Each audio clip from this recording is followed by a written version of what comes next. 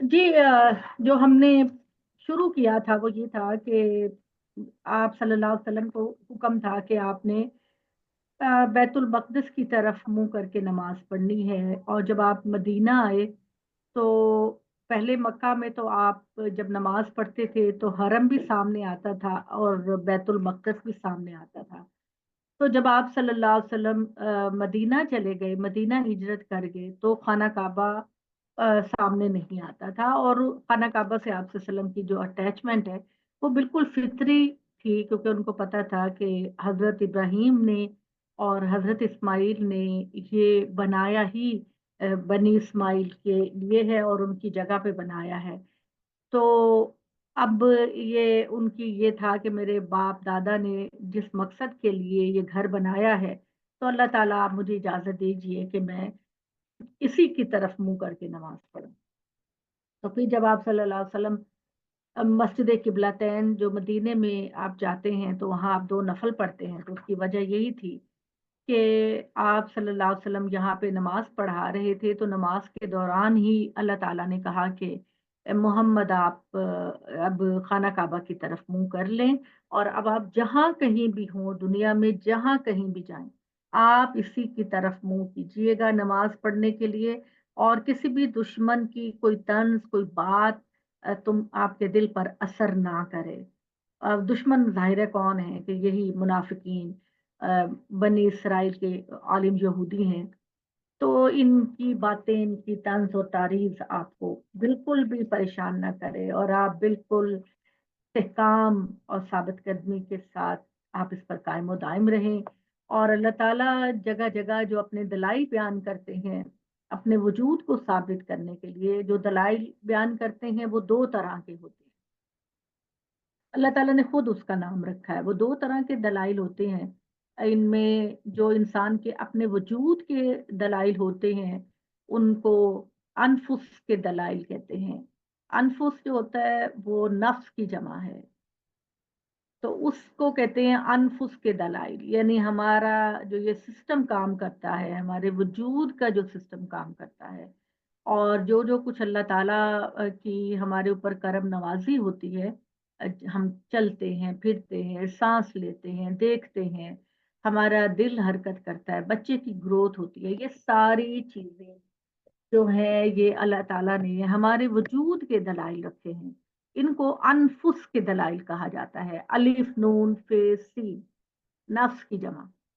और जो अल्लाह ताला ने कायनात के अंदर अपने वजूद, अपनी कुदरत, अपनी हाकमियत और अपने ज़ोर आवर होने के जो दलाइल रखे हैं, अपनी रहमत, अपनी रहमानियत के जो दलाइल कायनात में रखे हैं, उनको आफ़ाक़ो अनफुस के दलाइल कहा जाता है। आफ़ाक़ो, अगर आप यहाँ पर हैं फ़ाख़रा, तो ज़रा आप लिखेंगी इस पे आफ़ाक़ो अनफुस। आफ़ाक को अनफुस का मतलब है कि आफ़ाक कायनात के दलाइल। अलिफ पे अलिफ काफ कैंची वाला आफ़ाक, यानी इस पूरी कायनात के अंदर जो कुछ हम देखते हैं, उसको हवा है, सूरज है, चाँद है, सितारे हैं, हमारे लिए अल्लाह का रिज़्क है, बारिश है, पहाड़ है, हमारे लिए अल्लाह ताला ने ज़मीन के अंदर जो हमारे खाने-पीने का इंतज़ाम रखा है, हमारे बनने-संवरने का इंतज़ाम रखा है, वो सारे आफ़ाक के दलाइल हैं। तो हम जब ये बात कहते हैं कि आफ़ाक और अनफुस के दलाइल, तो इसका मतलब होता है कि हमारे अपने वजूद में बहुत सारी चीज़ें हैं जो गवाही देती हैं कि अल्लाह है। यस। जी, अंबर, अंबर ने लिख लिया जी, सब आप देख लें। अंबर ये मेरे लिए ना लिखें, आप उसको स्क्रीन के लिए लिखें, सबको नज़र आए। तो उसमें अल्लाह ताला ने जो है वो बयान किया है। अब यहाँ पे हम लोग पढ़ रहे थे कि अल्लाह ताला ने आयत नंबर 163 में कहा कि तुम्हारा माबूद एक ही माबूद है, उसके सिवा कोई माबूद नहीं। वो इंतहाई रहम करने वाला, मुस्तकिल रहम करने वाला है। ज़मीन और आसमान, रात और दिन, कश्तियों के चलने में जिसमें लोगों को फ़ायदा पहुँचता है, और आसमान से उस बारिश में जो अल्लाह ने नाज़िल की और उसके ज़रिए मुर्दा ज़मीन को ज़िंदा करता है, और तमाम जानदारों को जो उसने ज़मीन में पैदा किया, हवाओं के चलने अपना बादलों के मुसख्खर होने में जमीन और आसमान के अंदर बहुत निशानियां हैं अकल वालों के लिए। एक लफ्ज कुरान मजीद में आप मुसख्खर पढ़ते हैं, मुसख्खर 164 में है, मिड के अंदर। मुसख्खर का मतलब होता है किसी चीज को अपने हुक्म के ताबे कर लेना। कोई चीज इस बात की पाबंद हो जाती है कि वो अल्लाह ही का हुक्म मानेंगी, अपने हुक्म के तहत करना। जिस जिस चीज को, उसको मुसख्खर करना कहते हैं। ये आप 164 में देखिए। तो मुसख्खर का मतलब होता है कि अल्लाह ताला ने जमीन और आसमान और कायनात की हर चीज को अपने हुक्म के ताबे कर रखा है। और अल्लाह ने कहा कि मैंने इतना कुछ तुमको दिया, लेकिन तुम मेरे शरीकों से मोहब्बत करते हो, हालांकि तुम्हें तो अल्लाह से मोहब्बत करनी चाहिए। तो जो लोग शिर्क करते हैं, काश ये उस वक्त को देखें जब ये अजाब को देखेंगे कि सारी की सारी ताकत क़यामत के दिन अल्लाह की। और अल्लाह ताला बहुत रहम करने वाला भी है, और बहुत गुनाहगारों को, फसाद पैदा करने वालों को सजा भी देता है। और क़यामत के दिन क्या होगा कि जिनको हम खुदा का शरीक बना रहे हैं, वो लोग जिनको ये लोग खुदा का शरीक बना रहे हैं, क़यामत के दिन उनसे वास्ते करेंगे कि अल्लाह ताला आप हमें माफ कर दीजिए, और ये इनसे कहिए कि ये हमें बहकाते रहे। तो अल्लाह ताला ने कहा कि तुम्हारे ये पीर और मुर्शिद और तुम्हारे ये मज़ार और बुत, ये तुम्हारे किसी काम नहीं आएंगे। और ये कहेंगे कि दुनिया में तुमने हमारे कहने के मुताबिक ये सब कुछ नहीं किया, तुम अपने तौर पे ये सब कुछ कर रहे थे, तो आज हम तुम्हारे किसी काम नहीं आएंगे। तो अल्लाह ताला कहता है कि इस तरह क़यामत के दिन ना तो कोई शरीक आपके काम आएगा, ना किसी की शफात काम आएगी, ना किसी का बदला, यानी बदला मुआवजा। आपका बहुत बैंक बैलेंस है, आपके सोने के पहाड़ हैं, आपके डायमंड्स के पहाड़ हैं, जो कुछ भी है आपके किसी काम नहीं आएगा, बिल्कुल खाली हाथ आप। और उसके बारे में कहते हैं ना, सिकंदर आजम, बाज लोगों की राय है कि ये जो सूरा कहाफ के अंदर जुल्करनैन का जो जिक्र किया गया है, वो दर हकीकत सिकंदर आजम के बारे में है। लोगों की राय है ये वाली। तो वो, उसने 2/3 दुनिया को फतह किया, और जाते वक्त उसने कहा कि जब मैं मर जाऊं तो तुम लोग जो है ना, मेरे हाथ को मेरे कफन से बाहर रखना, ताकि दुनिया वालों को पता चले कि इतना बड़ा बादशाह जो मशरिक से मगरिब और शमाल से जनूब तक उसने फतह किया, और आज मैं दुनिया से खाली हाथ जा रहा हूँ। ये आमतौर पर मुझे लगता है कि ये जुल्करनैन ही होंगे, क्योंकि वो ही इतने ज्यादा, जब आप सूरह कहफ को पढ़ते हैं तो उनके अंदर ही नजर आता है कि वो बहुत नरम थे, बहुत बहादुर थे। अल्लाह ताला ने उनको बड़े वसाइल से नवाजा था, मेरा ये ख्याल है। तो उसके बाद अल्लाह ताला ने ये कहा कि वाइजा 170 से शुरू कर रहे हैं, प्लीज आ जाइए 170, पूरे बकरा की 170 से शुरू करने लगे। वाइजा की लालहुम इत्तबिउ मा अंज़लल्लाहु कालू बल नत्तबिउ मा अलफ़ैना अलैहि आबाना। जब इनसे कहा जाता है कि इस कुरान की पैरवी करो जिसको अल्लाह ताला ने तुम्हारे ऊपर नाजिल किया, तो वो कहते हैं कि नहीं, हम तो अपने बाप दादा के रास्ते की पैरवी करेंगे। ठीक है। बाप दादा के रास्ते की। अब ये किसका जिक्र आ रहा है? ये मुशरिकीन मक्का का जिक्र आ रहा है। जब हम मुशरिकीन का लफ्ज कुरान में डिस्कस किया जा रहा है, तो इसका याद रखिए कि मैं हमेशा आपसे कहती हूँ कि कॉन्टेक्स्ट के साथ चलिए, सियाको सबाक के साथ चलिए। बहुत सारी हकीकतें सिर्फ सियाको सबाक को समझने से ये खुद ब खुद आप पर वाजे हो जाएंगी। अब ये बात है मुशरिकीन मक्का की। और मुशरिकीन मक्का कौन थे? अल्लाह ताला ने कुरान मजीद में मुशरिकीन का जो लफ्ज है, वो सिर्फ और सिर्फ नबी सल्लल्लाहु अलैहि वसल्लम की कौम के लोगों के लिए, कुरैश के लिए इस्तेमाल किया, जो बुतों की इबादत करते थे। कुरान मजीद ने वहां ये लफ्ज उन्हीं को मुखातिब करके कहा। जैसे बनी इसराइल का जो लफ्ज है, वो बनी इसराइल यानी हजरत याकूब की औलाद यहूदियों नसारा के लिए इस्तेमाल किया गया। तो मुशरकीन का जो लफ्ज है, वो इनके लिए इस्तेमाल किया गया, मक्का के लोगों के लिए। तो ये इनमें जो अबू जेहल था और उसके साथ के जो लोग थे, अबू जेहल के बारे में कहा जाता है कि वो नबी सल्लल्लाहु अलैहि वसल्लम से बहुत प्यार करता था। लेकिन जब आप सल्लल्लाहु अलैहि वसल्लम ने ये कहा कि सिर्फ अल्लाह की इबादत करो और अल्लाह के साथ किसी को शरीक ना करो, तो उसकी खुददारी जो है वो बदतमीजी में बदल गई। और उसने कहा कि मोहम्मद, ये तुम क्या एक नई बात लेकर आए हो कि हम अपने बाप दादा का रास्ता छोड़ दें। तो अल्लाह ताला ने ये बात कही कि हर इंसान, जो नबी सल्लल्लाहु अलैहि वसल्लम की हदीस है कि हर इंसान सही फितरत पर अल्लाह उसको पैदा करे। सारे लोग जो हैं वो सही फितरत पर पैदा होते हैं, एक अल्लाह को मानने वाले, एक अल्लाह के सामने झुकने वाले, मगर उसका माहौल उसको नसारा या यहूदी बनाता है। तो अल्लाह ताला ने एक तो हमें नफ्स लवामा दिया है, एक अदालत ज़मीर हमारे अंदर है, वो जगह जगह हमें समझाता है कि ये ना करो, ये करो, ये ना करो, ये करो। और उसके बाद फिर अल्लाह ताला ने जिन लोगों तक पैगाम कुरान का या अल्लाह की किताबों का नहीं पहुंचा, तो उनके पास खुदा की तरफ से एक तो फितरत मौजूद है और एक अकल मौजूद। तो जिन लोगों के पास कुरान मजीद नहीं पहुंचा, नबी सल्लल्लाहु अलैहि वसल्लम की बात नहीं पहुंची, तो क़यामत के दिन अल्लाह ताला उनसे ये सवाल तो ज़रूर करेगा कि जो मैंने तुमसे अहद अलस्त लिया था और मैंने तुम्हारे अंदर नफ्स लवामा की अदालत को कायम किया था और तुम्हारे अक्ल शऊर को दिया था, तो कम से कम तुम उसको तो फॉलो करो। ठीक है, उनका हिसाब उस लिहाज से होगा। तो अल्लाह ताला ने कहा कि गौर करो कि अगर तुम्हारे बाप दादा जरा भी अकल ना रखते हुए, तो तब भी तुम उन्हीं की पैरवी करोगे। हकीकत यह है कि ये लोग जिन्होंने अल्लाह के बताए हुए तरीके पर चलने से इनकार कर दिया, इनकी मिसाल ऐसी है जैसे कोई शख्स उन चीजों को पुकारे, यानी जानवरों को।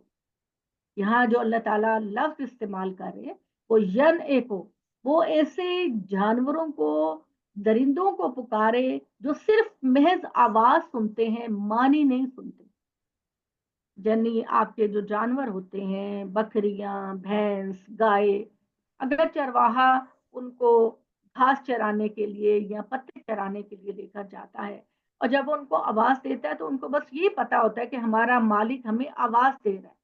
क्या कह रहे हैं, क्या मफहूम कहना चाहता है, किस चीज से रोकना चाहता है, क्या मानी है, ये उनको नहीं पता वाकई में। तो अल्लाह ताला कहते हैं कि ऐसे इंसान जानवरों के बराबर है। क्योंकि इंसान और जानवरों में जो चीज फर्क करती है वो अकल है। आप सबको पता होगा कि इंसान और जानवरों में जो चीज फर्क करती है वो इंसान की अकल है। अकल उसको जो है वो बताती है कि क्या गलत है और क्या सही है।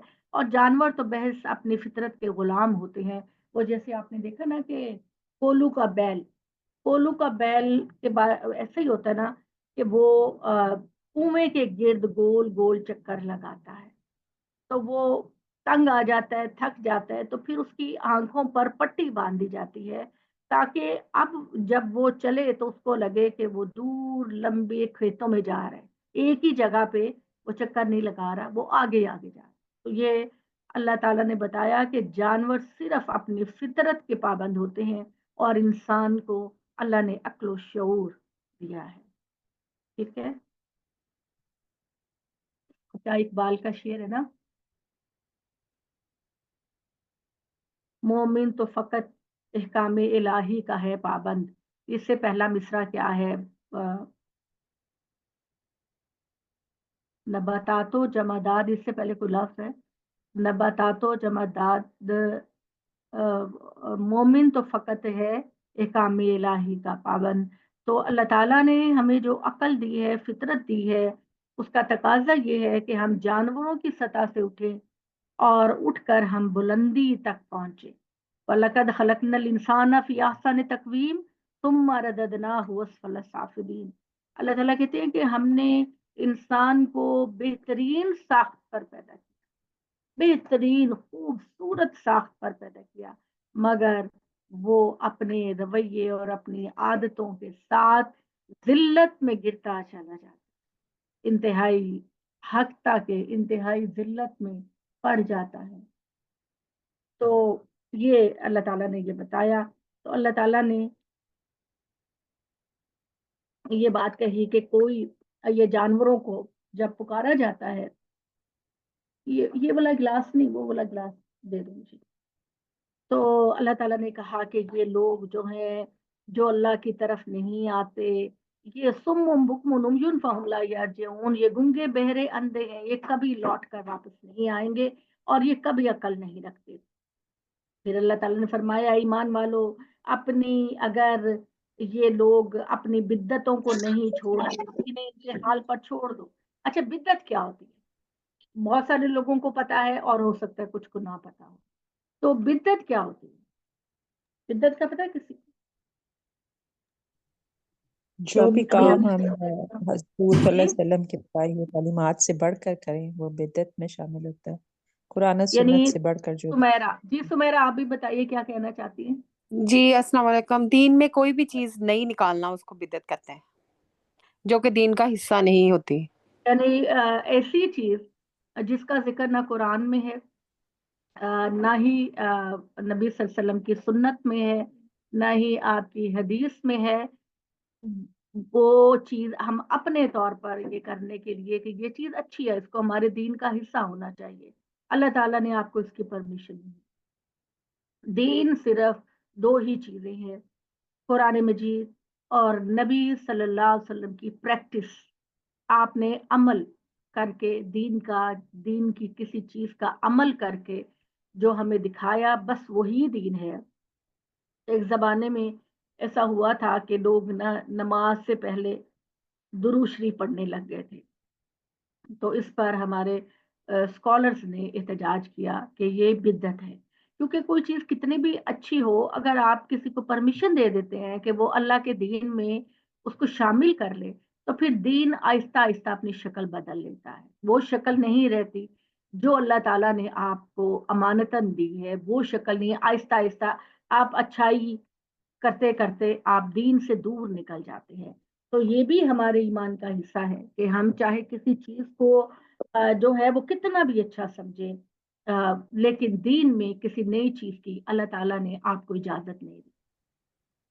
अल्लाह ताला ने कहा, ईमान वालों, अपनी इन बिद्दतों को नहीं छोड़ते तो इन्हें इनके हाल पर छोड़ो, और जो पाकीज़ा चीजें हमने तुम्हें अता की हैं उन्हें बगैर किसी तरद्दुद के खाओ, अल्लाह ही के शुक्रगुजार बनो। अगर तुम अल्लाह की इबादत करने वाले हो, उसने तो तुम्हारे लिए सिर्फ मुर्दार खून, सुअर का गोश्त और अल्लाह के अलावा किसी और के नाम पर जानवर को ज़िबा करना हराम ठहराया है।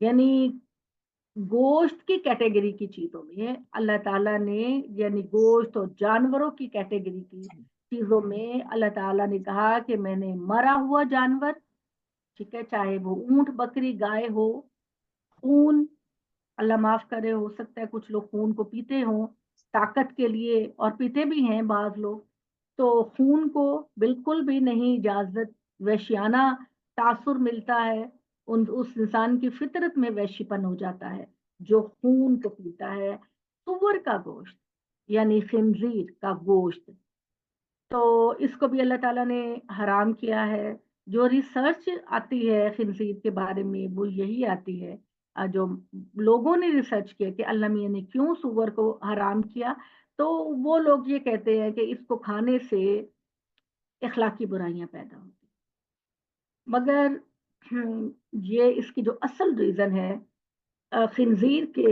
हराम होने की, वो ये है कि खिंजीर जो है वो चारा भी खाता है और गोश्त भी खाता है। यानी उसकी फितरत के अंदर, बाद लोग कहते हैं ना कि हम तो फार्म पे रखते हैं सुअर को कि वो चारा खाता है, सब्जियां खाता है, हम उसको गोश्त नहीं देते, लेकिन उसकी फितरत के अंदर है कि वो गोश्त को खाता है, पसंद करता है, जो भी उसको मौका मिलेगा वो खाएगा। तो अल्लाह ताला ने उन तमाम जानदारों को हमारे लिए हराम किया है जो गोश्त खाते हैं, चीड़ फाड़ कर, चीता, शेर, इस भेड़िया, इन ये चूंकि गोश्त खाते हैं तो अल्लाह ताला ने इन सब का गोश्त हमारे लिए हराम किया है। अब सवाल पैदा हुआ कि सुअर गोश्त भी खाता है और चारा भी खाता है, तो इसके बारे में क्या हो? तो अल्लाह ताला ने कहा कि चूंकि इसकी फितरत के अंदर गोश्त खाना भी है, इसलिए इसका गोश्त भी, ए मुसलमानों, तुम्हारे ऊपर हराम है। اور سب سے بڑی بات یہ کہ تم اللہ کے علاوہ کسی کا نام لے کر کسی مزار پر اور کسی آستانے پر ذبح نہیں کر سکتے کسی جانور. یہ بات سورہ انعام میں جا کے انشاءاللہ تعالیٰ آپ کو پتہ چلے گی کہ عربوں نے اپنے اندر بہت سارے جانوروں کو حرام کر رکھا تھا. اس طرح کی بکری ہوگی تو ہم اس کا گوشت نہیں کھائیں گے. 7 پشتوں کو پیدا کرنے والا اونٹ ہوگا تو ہم نہ اس سے کام لیں گے، نہ مشقت لیں گے، نہ اس کا محنت کروائیں گے. اس طرح کر کے انہوں نے جو ہے وہ کچھ جانوروں کو حرام کیا اپنے اوپر. تو اللہ تعالیٰ نے کہا کہ یہ بالکل جاہلانہ بات ہے. اللہ نے صرف ان 4 چیزوں کو حرام کیا ہے: مردار، خون، سور کا گوشت اور اللہ کے نام کا ذبیحہ. 4 چیزیں اللہ تعالیٰ نے گوشت کی کیٹیگری کی آپ کے اوپر حرام کی ہیں. اور اگر میں کہتی ہوں اللہ تعالیٰ کتنے رحمان اور رحیم ہے، اللہ تعالیٰ کی رحمت چھلکتی ہے ہر جگہ. ہمارے ماں باپ یا ہمارا استاد یا کوئی ہم پہ کوئی پابندی لگا دیتا ہے تو ہم اس پابندی کے تحت ہو جاتے ہیں، مگر ہمارا رب ہم سے کتنا پیار کرتا ہے. وہ کہتا ہے کہ یہ 4 چیزیں مجھے بالکل نہیں پسند. ہاں البتہ اگر تم مجبور ہو جاؤ اور اللہ تعالیٰ کے ساتھ بغاوت کرنے کا اور سرکشی کرنے کا ارادہ نہ ہو تو پھر ضرورت کے لیے تم ان میں سے کچھ کھا سکتے ہو. اتنا الاؤنس دنیا کا کوئی بھی آپ کو نہیں دیتا. تو اللہ تعالیٰ نے جہاں آپ پر کچھ پابندیاں لگائیں کہ فوراً بعد کہا اگر کوئی وجہ ہو جائے تو تم فوراً کچھ نہ کچھ اس پہ سے لے سکتے ہو. ان اللہ غفور الرحیم، بے شک اللہ تعالیٰ بہت بخشنے والے ہیں اور اللہ تعالیٰ اپنے بندوں پر ہمیشہ ہمیشہ رحم کرنے. ان الذین یکتمون ما انزل اللہ من الکتاب ویشترون بہی ثمنا قلیلا اولئک ما یاکلون فی بطونہم الا النار ولا یکلمہم اللہ یوم القیامۃ ولا یزکیہم ولہم عذاب علیم. بے شک وہ لوگ جو اللہ تعالیٰ نے کتاب نازل کی اس کو چھپانے کی کوشش کرتے ہیں. اللہ تعالیٰ نے ان کے لیے اہل کتاب جانتے ہیں کہ قرآن مجید اللہ کی سچی کتاب ہے، لیکن وہ اس کی تصدیق نہیں کرتے. جان بوجھ کر کے لوگ ان کے پیچھے نہ چلیں تو حقیقت یہ ہے کہ یہ وہ لوگ ہیں کہ وہ اس قانون کو چھپاتے ہیں جو اللہ نے اتارا اور اس کے بدلے میں دنیا کی بہت تھوڑی قیمت لیتے ہیں. قیمت کا مطلب ہے دنیا کا فائدہ. وہ دنیا کا فائدہ حاصل کرنے کے لیے اللہ تعالیٰ کے احکامات کو چھپاتے ہیں. قیامت کے دن اللہ تعالیٰ نہ تو ان سے بات کرے گا نہ ہی ان کو گناہوں سے پاک کرے گا اور ان کے لیے اللہ تعالیٰ کے پاس دردناک عذاب ہوگا. ٹھیک ہے. اولئک الذین اشتروا الضلالۃ بالہدی والعذاب بالمغفرۃ فما اصبرهم علی النار. جیسے ماں جو ہے نا پہلے بچے کو پیار سے کہتی ہے بیٹے پڑھ لو یا یہ کام نہ کرو، بیٹا وہی غلط کام کرتا ہے تو پھر ماں کہتی ہے آخر میں سمجھانے کے بعد ماں کہتی ہے تم کتنے ڈھیٹ ہو. ایسا ہے نا، ماں کہتی ہے تم کتنے ڈھیٹ ہو، تمہیں میری بات سمجھ میں نہیں آتی. اللہ میاں بھی یہی کہہ رہے ہیں کہ میں نے تمہیں محبت سے بلایا، پیار سے بلایا، ڈراوا دیا، دھمکی دی، مگر اس کے باوجود اے اہل کتاب لوگو تم کتنے ڈھیٹ ہو کہ تم گمراہی کو ہدایت کے بدلے میں لے لیتے ہو اور عذاب کو پسند کرتے ہو بخشش کی بجائے. یعنی تم گمراہی کو خریدتے ہو، ہدایت کی طرف نہیں آتے اور تم عذاب کو ترجیح دیتے ہو اپنا بخشش کی جگہ. فما اصبرہم علی النار، تم کتنے ڈھیٹ ہو. فما اصبرہم علی النار اس کا مطلب آپ اس کو ہائی لائٹ کر لیں، اس کا مطلب ہے تم اللہ کے عذاب کے بارے میں، اللہ کی وارننگ کے بارے میں تم کتنے ڈھیٹ ہو. یہ اس لیے ہوگا کہ اللہ نے اپنی یہ کتاب قول فیصل کے ساتھ اتاری. قول فیصل فیصلہ کن بات، مگر یہ لوگ جنہوں نے اس کتاب کے معاملے میں اختلاف کیا یہ اپنی ضد پہ بہت دور نکل گئے ہیں. یہ سمجھتے ہیں کہ اللہ سے وفا کا حق مذہب کی کچھ رسمیں ادا کر دینے سے ہو جاتا ہے. انہیں معلوم ہونا چاہیے کہ اللہ کے ساتھ وفاداری یہ نہیں کہ تم اپنا رخ مشرق یا مغرب کی طرف کر لیا کرو، بلکہ وفاداری تو ان کی وفاداری ہے جو پورے دل سے اللہ کو مانتے ہیں، قیامت کو مانتے ہیں، اللہ کے فرشتوں کو مانتے ہیں، اللہ کی کتابوں کو مانتے ہیں، اللہ کے نبیوں کو مانتے ہیں، اور مال کی محبت کے باوجود اس سے قرابت مندوں، یتیموں، مسکینوں، مسافروں، مانگنے والوں کو دیتے ہیں، نماز قائم کرتے ہیں اور زکوٰۃ ادا کرتے ہیں. یعنی یہاں اللہ تعالیٰ نے اپریشیٹ کیا ان لوگوں کو جو سارے ارکان اسلام پر عمل کرتے ہیں، اور اسپیشلی اللہ تعالیٰ نے بہت اپریشیٹ کیا، اللہ تعالیٰ نے بہت زیادہ اپریشیٹ کیا اس بات کو کہ کسی کو مال دینا، اپنے مال میں سے کسی کو مال دینا انتہائی مشکل ہے. ٹھیک ہے، تھوڑا بہت چلو 100 200 500 1000 2000 اگر آپ ویل آف ہے تو کوئی مسئلہ نہیں ہوتا، لیکن ایک بڑی اماؤنٹ نکالنا، جیسے اب آپ لوگ زکوٰۃ دیتے ہیں یا ٹیکس دیتے ہیں تو دل کو کچھ ہوتا ہے، یار اتنی محنت سے ہم نے یہ پیسے کمائے ہیں اور اب ہم اتنے سارے کسی کو دے رہے ہیں، ہوتا ہے خیال. مگر اللہ کہتا ہے کہ میرے جو نیک بندے ہیں وہ مال کی محبت کے باوجود وہ اپنے قریبی رشتہ داروں، یتیموں، مسکینوں، مسافروں، مانگنے والوں، غلاموں کو آزاد کرانے میں ادا کرتے ہیں، نماز قائم کرتے ہیں اور زکوٰۃ دیتے ہیں. یہ خوبیاں ہیں ان کی. اور ہمیشہ قرآن مجید کو آپ دیکھیے کہ وہ، میں نے پہلے بھی کسی کلاس میں بتایا کہ صدقہ ایک مین لفظ ہے، اس کے تحت ساری چیریٹی آتی ہے، سارا صدقہ، خیرات، زکوٰۃ جو بھی آپ نام لیتے ہیں وہ سارا صدقے کے تحت آتا ہے. ہم لوگوں نے خواہاں اس کے ساتھ کچھ کنڈیشنز لگا دی ہیں کہ نہیں ہم زکوٰۃ اور صدقہ اور یہ اپنے قریبی رشتہ داروں کو نہیں دے سکتے. مگر آپ غور کیجئے کہ اللہ تعالیٰ نے سب سے پہلا حق جو آپ کے لیے رکھا ہے وہ آپ کے ماں باپ کا ہے. ترتیب قرآن مجید کی جہاں سے بھی اٹھا کر دیکھیں یہی ترتیب ہے، ماں باپ کو دو، قریبی رشتہ داروں کو دو. ذوی القربا کا مطلب ہے بہن کی آمدنی کم ہے، بھائی معذور ہے، بھتیجا یتیم ہے، تو تمہاری چیریٹی سب سے پہلے اپنے گھر کے اندر ہونی چاہیے. تو ہماری اتنی مسکنسیپشن ہے کہ ہم یہ کہتے ہیں کہ نہیں جی ہماری یہ والی جو رقم ہے یہ ہم اپنے قریبی رشتہ داروں کو نہیں دے سکتے. یہ مسکنسیپشن ہے، یہ بالکل غلط فہمی ہے. جب آواز نہیں آ رہی، وہ کہہ رہی ہیں جی شاہدہ کہہ رہی ہیں آواز نہیں آ رہی، آپ کو بھی نہیں مسئلہ ہو رہا ہے؟ کلیئر آ رہی ہے مجھے. کلیئر آ رہی ہے، سب کو کلیئر آ رہی ہے. جی کلیئر آ رہی ہے. شاہدہ جی آپ بالکل دیکھیے، clear ہے. آپ اپنا مائک دیکھیے.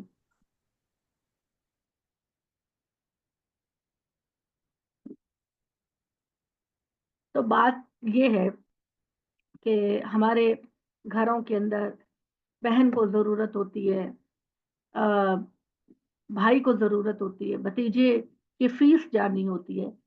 تو چونکہ ہمارے ذہن میں ہوتا ہے کہ نہیں ہم چیریٹی قریبی رشتہ داروں میں نہیں کر سکتے، یہ بہت بڑی غلط فہمی ہے. چیریٹی زکوٰۃ ہو کچھ ہو یہ گندی چیز نہیں ہے. یہ اس کا مقصد اللہ تعالیٰ نے خود بیان کر دیا ہے قرآن مجید کے اندر کہ اس چیریٹی چاہے کچھ بھی ہو، اس کا مقصد کیا ہے کہ لا یکون دولتن بین الاغنیاء، کہ تاکہ دولت چند ہاتھوں میں سمٹ کر نہ رہ جائے. پیسہ، دولت پوری سوسائٹی کے اندر گردش کرے. ٹھیک ہے، اسی وجہ سے آپ دیکھیں کہ جو سوسائٹیز ہوتی ہیں وہ جو زکوٰۃ، یہ مسلم نہیں ہوتی، زکوٰۃ نہیں لینے دینے کا سسٹم ہوتا، انہوں نے ٹیکس کو لگایا ہوتا ہے کہ جی آپ اپنی آمدنی پر اتنا ٹیکس دیں. اور اتنا ٹیکس جو ہے وہ تو ظلم ہے. ہمارے رب کریم نے تو ہمارے اوپر صرف 2.5% زکوٰۃ اور 10% اللہ تعالیٰ نے ہمارے اوپر عشر رکھا ہے. اس کے علاوہ کہا کہ اس کے علاوہ جو ہے تم جاؤ اور کھاؤ اور پیو. تو پلیز اس بات کو سمجھیے کہ آپ کے پاس اگر تو آپ بہت ویل آف ہے تو جتنا مرضی خرچ کریں، وہ باہر کے لوگوں کو دے اور اپنے قریبی لوگوں کو دے. लेकिन अगर आपका इतने वसाइल नहीं तो सबसे पहले आप अपने करीबी रिश्तों को देखें, अपने खूनी रिश्तों को देखें, अपने जो करीब माँ बाप से लेकर बहन भाई से लेकर चचा मामू खाला चची इनसे लेकर आहिस्ता आहिस्ता आप आगे बढ़ते जाएं अपनी सोसाइटी के लिए। तो अल्लाह ताला ने कहा ये अच्छा कुछ लोगों ने इसका तर्जुमा किया है जो कि हो भी सकता है कि वो अल्लाह की मोहब्बत में चैरिटी करते हैं करीबी रिश्तेदारों यतीमों मिस्कीनों में, कुछ लोगों ने इसका ये तर्जुमा किया। लेकिन ये वाली चीज के माल की मोहब्बत के बावजूद देते हैं, ये ज्यादा पावरफुल चीज कि हमारे दिल के अंदर माल की मोहब्बत बहुत ज्यादा है, ठीक है। और देखिए इसी वजह से माल की मोहब्बत की वजह से बाज लोग जो होते हैं वो ना अपने ऊपर खर्च करते हैं ना अपने लोगों पे खर्च करते हैं कि ये माल हमारे काम आएगा। अल्लाह ताला कहते हैं जितना दोगे उससे कई गुना ज्यादा मैं दूंगा तुम्हें, ये अल्लाह का वादा है और वो देता है। तो लिहाजा प्लीज इस बात को अंडरस्टैंड कीजिए, अपनी ज़कात देनी है, आपने जो करना है सबसे पहले देखिए कि आपका करीबी जिसको आप जानते हैं, और अल्लाह ताला तो ये फरमाते हैं कि अगर वो ज़बान से तुमसे नहीं मांगते तो तुम उनके हालात से अंदाजा करो, ठीक है ना, तुम उनके हालात से अंदाजा करो कि वो जरूरतमंद लोग हैं।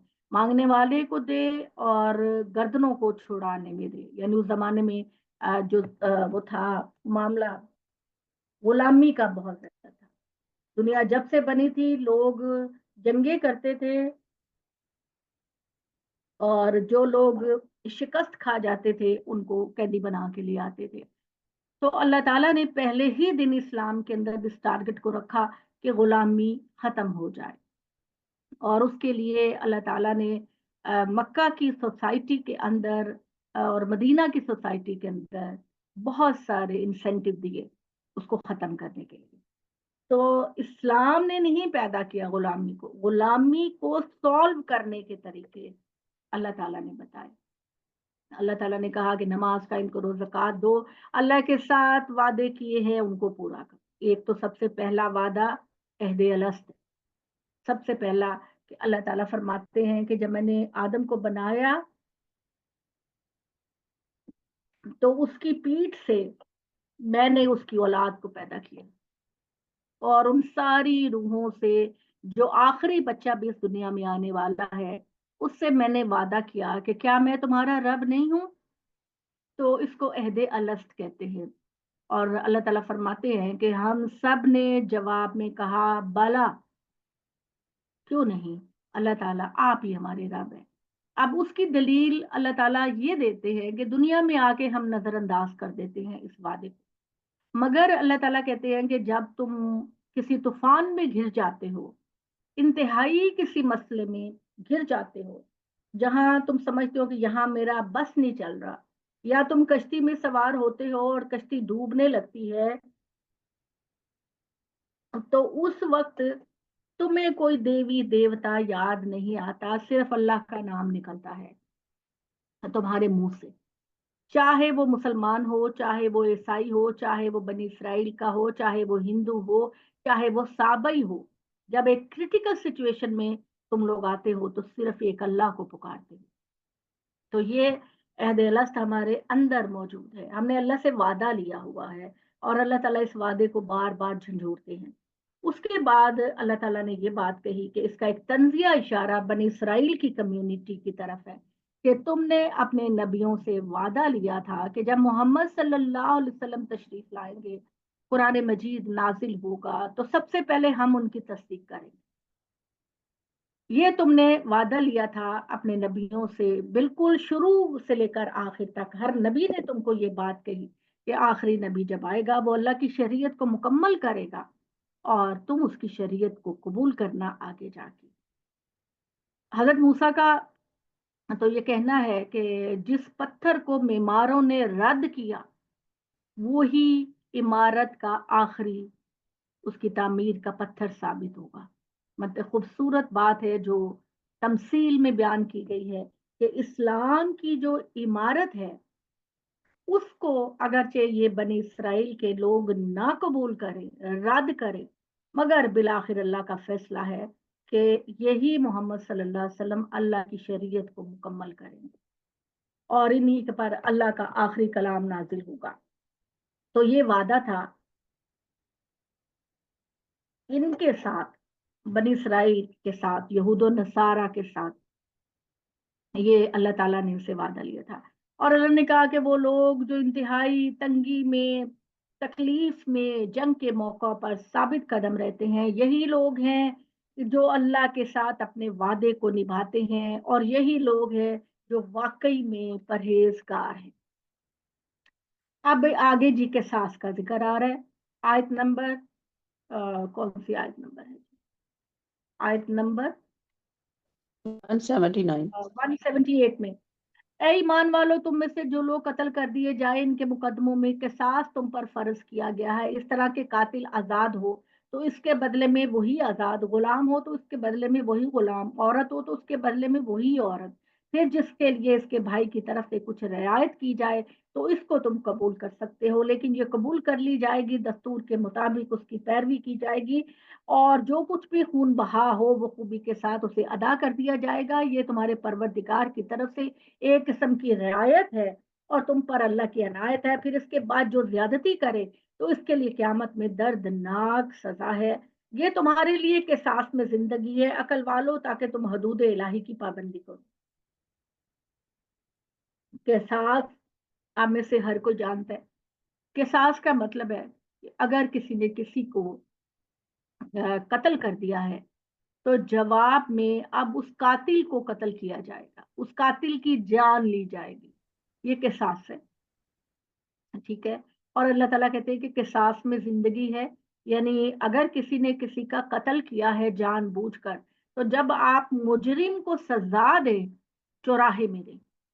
یہ سورہ نور میں اللہ تعالیٰ نے قانون بنایا کہ بند کمرے میں سزا نہیں دی جائے گی، سزا جو دی جائے گی وہ چوراہے میں دی جائے گی، تاکہ مسلمانوں کا ایک گروپ ان کو سزا ملتے دیکھے اور وہ عبرت حاصل کرے. تو جتنی بھی اسلامی سزائیں ہیں ان کے بارے میں اللہ تعالیٰ کہتے ہیں کہ ان کو چوراہے میں، پبلک میں سزا کو دیا جائے. تو قصاص تو یہ ہے. اب دوسرا آپشن اللہ تعالیٰ نے اپنی رحمت اور فضل سے ایک راستہ، یعنی اللہ میاں ہر اگر کوئی معاملہ ہمیں ڈیفیکلٹ لگتا ہے تو اس کا کچھ دوسرا آپشن اللہ تعالیٰ ہمیں ضرور بتا دیتے ہیں. تو اس کا دوسرا آپشن یہ ہے کہ اگر گھر والے، قتل ہونے والے بندے کے گھر والے یہ بات کہتے ہیں کہ ہم نے قتل کے بدلے میں قتل نہیں لینا، ہمیں آپ دیت دے دیجئے. دیت ہوتا ہے دال یہ تے، دیت امبر آپ لکھ سکتی ہیں تو ذرا لکھیے دال یہ تے. دال یہ تے کا مطلب ہے کہ آپ نے قتل کے بدلے میں قتل نہیں کرایا، آپ نے قتل کے بدلے میں پیسے لے لیے، پیسے لے لیے. اس میں خودداری میں آنے کی کوئی بات نہیں ہے. بعض اوقات انسان اس پوزیشن میں ہوتا ہے کہ وہ قصاص نہیں لے سکتا، بہت غریب ہوتا ہے، ہینڈ ٹو ماؤتھ ہوتا ہے، سوسائٹی کا پریشر ہوتا ہے، کچھ بھی ہوتا ہے. تو اللہ تعالیٰ نے ایک دوسری آپشن ہمارے سامنے رکھ دی ہے، دیت کی.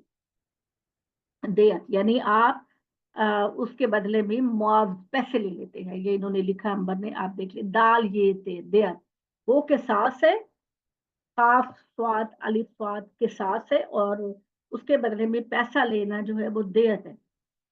تو اللہ تعالیٰ نے کہا کہ اگر تم نے قصاص لینے کا ٹھان لیا تو پھر اپنے بدلے میں زیادتی نہ کرنا. یعنی تم انتقام میں قصاص اگر لے رہے ہو تو یہ نہیں ہے کہ دوسرے بندے کے ساتھ بہت ہی ظلم و زیادتی کرو. جو اللہ تمہیں بتاتا ہے اسی کو فالو کرو، اور قصاص میں اللہ نے زندگی رکھی ہے عقل مندو، تاکہ تم اللہ سے ڈرو. اسی طرح مال کے اختلافات سے بچنے کے لیے تم پر فرض کیا گیا ہے کہ تم میں سے جب کسی کی موت کا وقت آ پہنچے اور وہ کچھ پراپرٹی کو چھوڑ رہا ہو تو والدین اور قرابت مندوں کے لیے دستور کے مطابق وصیت کرے. ایک تو اللہ تعالیٰ نے شیئرز بتا دیے ہیں سورہ نساء کے اندر، اللہ تعالیٰ نے پوری ڈیٹیل کے ساتھ بتا دیا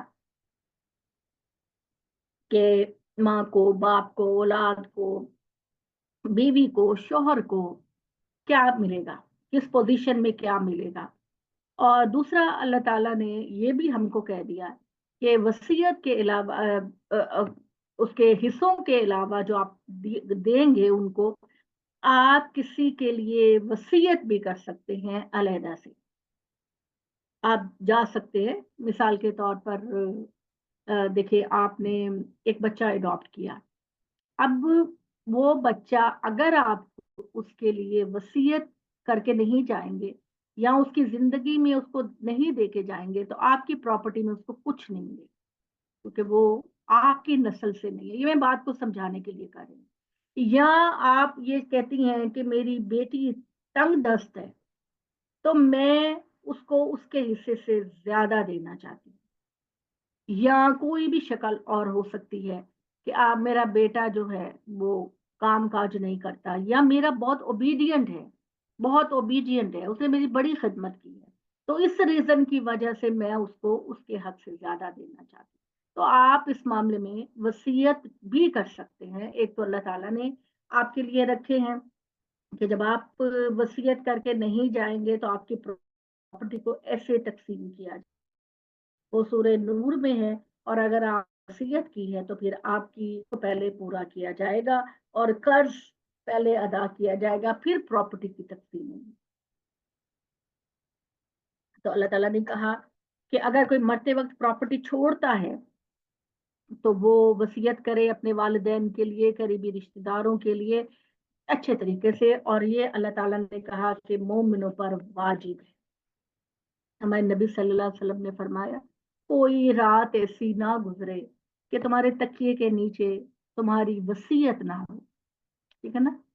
हम लोग कहते हैं वो देखी जाएगी, तो आपने अपनी चीजों की जो डिस्ट्रीब्यूशन करनी है या आपने जो भी सोच रखा है, आप उसकी वसीयत बनाएं और अपने किसी बहुत ही रिलायबल पर्सन आपके आसपास में या आपके खानदान में है, उनको गवाही के तौर पर बुलाएं या उनके साइन कराएं। अदरवाइज क्या होता है, अदरवाइज रिश्तेदार लड़ लड़ के आपस में मर जाते हैं। तो बेहतर यही है इख्तलाफात से बचने के लिए कि एक तो शरीयत की जो तकसीम है अल्लाह ताला ने बताई वो तो है ही, लेकिन इंसान अपनी जिंदगी में कुछ वसीयत भी करना चाहता है तो वो वसीयत उसके पास होनी चाहिए गवाहों के सबूत के साथ। तो अल्लाह ताला ने कहा कि जो कोई अल्लाह की वसीयत को तब्दील कर देगा, तो जो कोई सुने और तब्दील कर दिया तो दर हकीकत बड़ा ही गुनाह होगा। जो किसी की वसीयत को तब्दील कर देगा बड़ा ही गुनाह होगा। अभी पिछले दिनों मैं देख रही थी, आपने भी देखा होगा, सोशल मीडिया का दौर है कि कुछ लोगों ने एक अंकल थे बूढ़े से, उनकी कब्र खोद कर उनके अंगूठे पे स्याही लगा के पेपर्स पे वो किया। ये शैतान का ज़हन देखें कि कितनी दूर तक जाता है और कितना वो इंटेलिजेंट है वो लोग कि कब्र को रात को खोद कर उसमें मुर्दे का हाथ निकाल कर, वैसे ही कितना डर आता है मरे हुए इंसान को देखकर, और खुदा ये कि कोई कब्र खोद रहा है और उसमें से उसने उसके अंगूठे पे स्याही लगा के पेपर पे उसका स्टैंप लगाया। तौबा तौबा तौबा, शैतान जो है वो बिल्कुल अल्लाह के मुकाबले पे खड़ा है ना, तो वो भी फिर इंसानों को तजवीज़ करता है ऐसे ऐसे रास्ते कि वो अकल ही दंग रह जाती।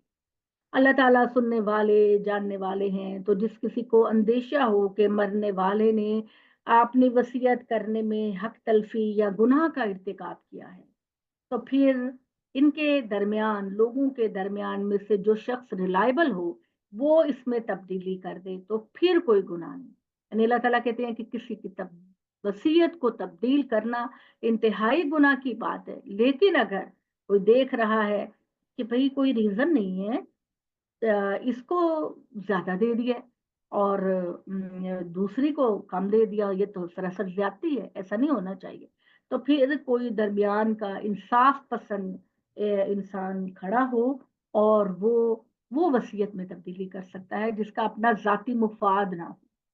ठीक है ना? जिसका अपना जाती मुफाद ना हो, वो गैर जानिबदार हो, तो वो अगर देखे कि किसी के साथ बहुत ही नाइंसाफी की गई है तो वो उस दस्तावेज में लोगों के साथ मिलकर तब्दीली कर सकते हैं, हकदार को उसका हक दिला सकते हैं।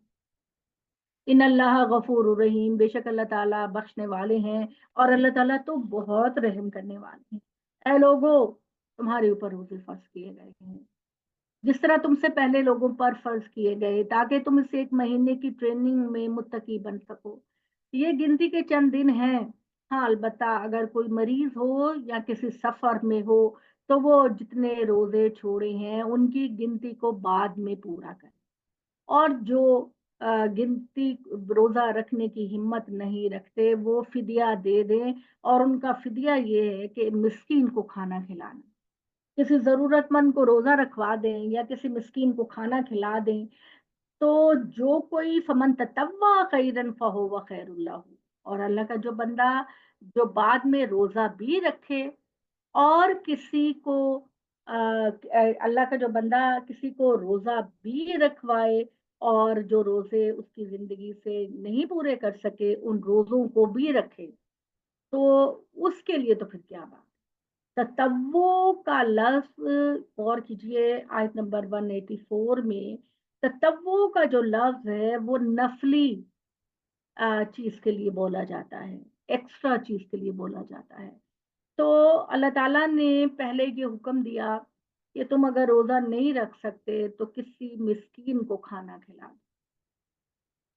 ठीक है, अगर तुम रोजों की गिनती भी पूरा नहीं करना चाहते तो किसी को रोजा रखवा दे, मगर फौरन अल्लाह ने ये भी कह दिया कि अगर तुम गिनती को पूरा भी करो, रोजों की गिनती को पूरा भी करो और साथ साथ जरूरतमंदों को खाना भी खिलाओ, तो इसकी तो क्या बात। फहुवा खैरुल्लहु, ये तो फिर इंतहाई बढ़िया बात है कि तुम दोनों ही काम कर रहे हो। लेकिन अगर तुम रोजा रखो तो ये तुम्हारे लिए बेहतर है, किसी भी जवाज पर रोजा ना छोड़ो, वरना बाद में गिनती पूरी करो। इन कुंतुम तालमून, अगर तुम इल्म रखते हो। शहरु रमजान अल्लज़ी उन्ज़िला फ़ीहिल कुरान हुदन लिन्नास, रमजान वो महीना है जिसमें अल्लाह ताला ने कुरान को नाजिल किया। ये हिदायत है लोगों के लिए, सारी दुनिया के लिए। वबय्यनात मिनल खुदा, और अल्लाह ताला की तरफ से हिदायत के वाज़ेह अहकामात हैं। वल फुरकान, और कुरान मजीद की हैसियत फुरकान की, वाव और के लिए नहीं है। मेरा जो है वाव और के लिए नहीं है, वाव यानी के लिए है कि हमने तुम्हारे लिए इसमें कुरान को नाजिल किया जो हिदायत है लोगों के लिए। इसके अंदर हिदायत के वाज़ेह अहकामात हैं, यानी ये कुरान है हक और बातिल के दरमियान फर्क करने वाली चीज है कुरान। किसी भी चीज को जज करना है कि ये मेरे अल्लाह की पसंद है या नहीं पसंद, तो अल्लाह की किताब की तरफ रुजू करो। तो ये हक और बातिल के दरमियान फर्क करने वाली चीज है। और एक जगह अल्लाह ताला ने तौरात के लिए भी फुरकान का लफ्ज इस्तेमाल किया, क्योंकि अल्लाह ताला की सारी किताबें जो है वो हक और बातिल के दरमियान फर्क करने वाली हैं। तो यहाँ मैं बता रही थी कि अरबी जबान के अंदर वाव का मतलब और होता है, आप सभी को पता है, और आई एम श्योर सबको पता है। मगर अरबी जबान में वाव का मतलब यानी भी होता है। किसी चीज की डिटेल वजाहत के लिए ये वाव आता है। तो वाव का एक और भी इस्तेमाल है, वो इंशाल्लाह फिर हम आगे किसी जगह देखेंगे। तो यहाँ पर वाव के दो इस्तेमाल आपने जाने, एक तो बहुत ही कॉमन है और के मानो, और दूसरा शरा और वजाहत के लिए इस्तेमाल होता है, यानी वल फुरकान। ये कुरान मजीद हक और बातिल के दरमियान फर्क करने वाली चीज है। तो तुम में से जो कोई इस महीने को पाए तो वो लाजमी रोजे रखे। अब ये पहला हुक्म ये था कि अगर वो रोजा नहीं रख सकता तो किसी को रखवा दे। अब अल्लाह ताला ने ये आसानी खत्म कर दी। अल्लाह ताला ने कहा कि रोजा एक बेहतरीन ट्रेनिंग है अपने अपने जहन को भटकने से बचाने के लिए और गुनाह से बचने के लिए। किसी रीजन की वजह से तुम रोजा नहीं रख सके, या सफर में हो, या बीमारी में हो, या औरतें जो है वो मेंसेस में होती हैं, या औरतें डिलीवरी के फेस में होती हैं, तो वो रोजा ना रखें, मगर उसकी गिनती को बाद के दिनों में पूरा करना लाजिमी है।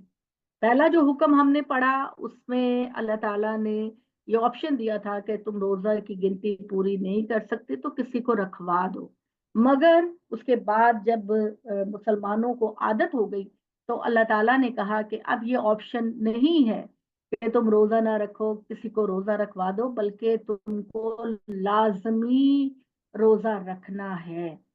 बाद के दिनों में तुमने लाजमी रोजा रखना है, इसकी गिनती को पूरा करना है। अगर बीमार, जैसे ब्लड प्रेशर या कोई लाजमी मेडिसिन लेनी है, तो वो तो जाहिर बात है कि अल्लाह ताला उसको माफ करेंगे रीजन की वजह से, लेकिन बगैर किसी रीजन के आपको रोजा रखना है। अल्लाह ताला तुम्हारे लिए ये आयत है। अब दीन को ना इस आयत की नजर से देखा।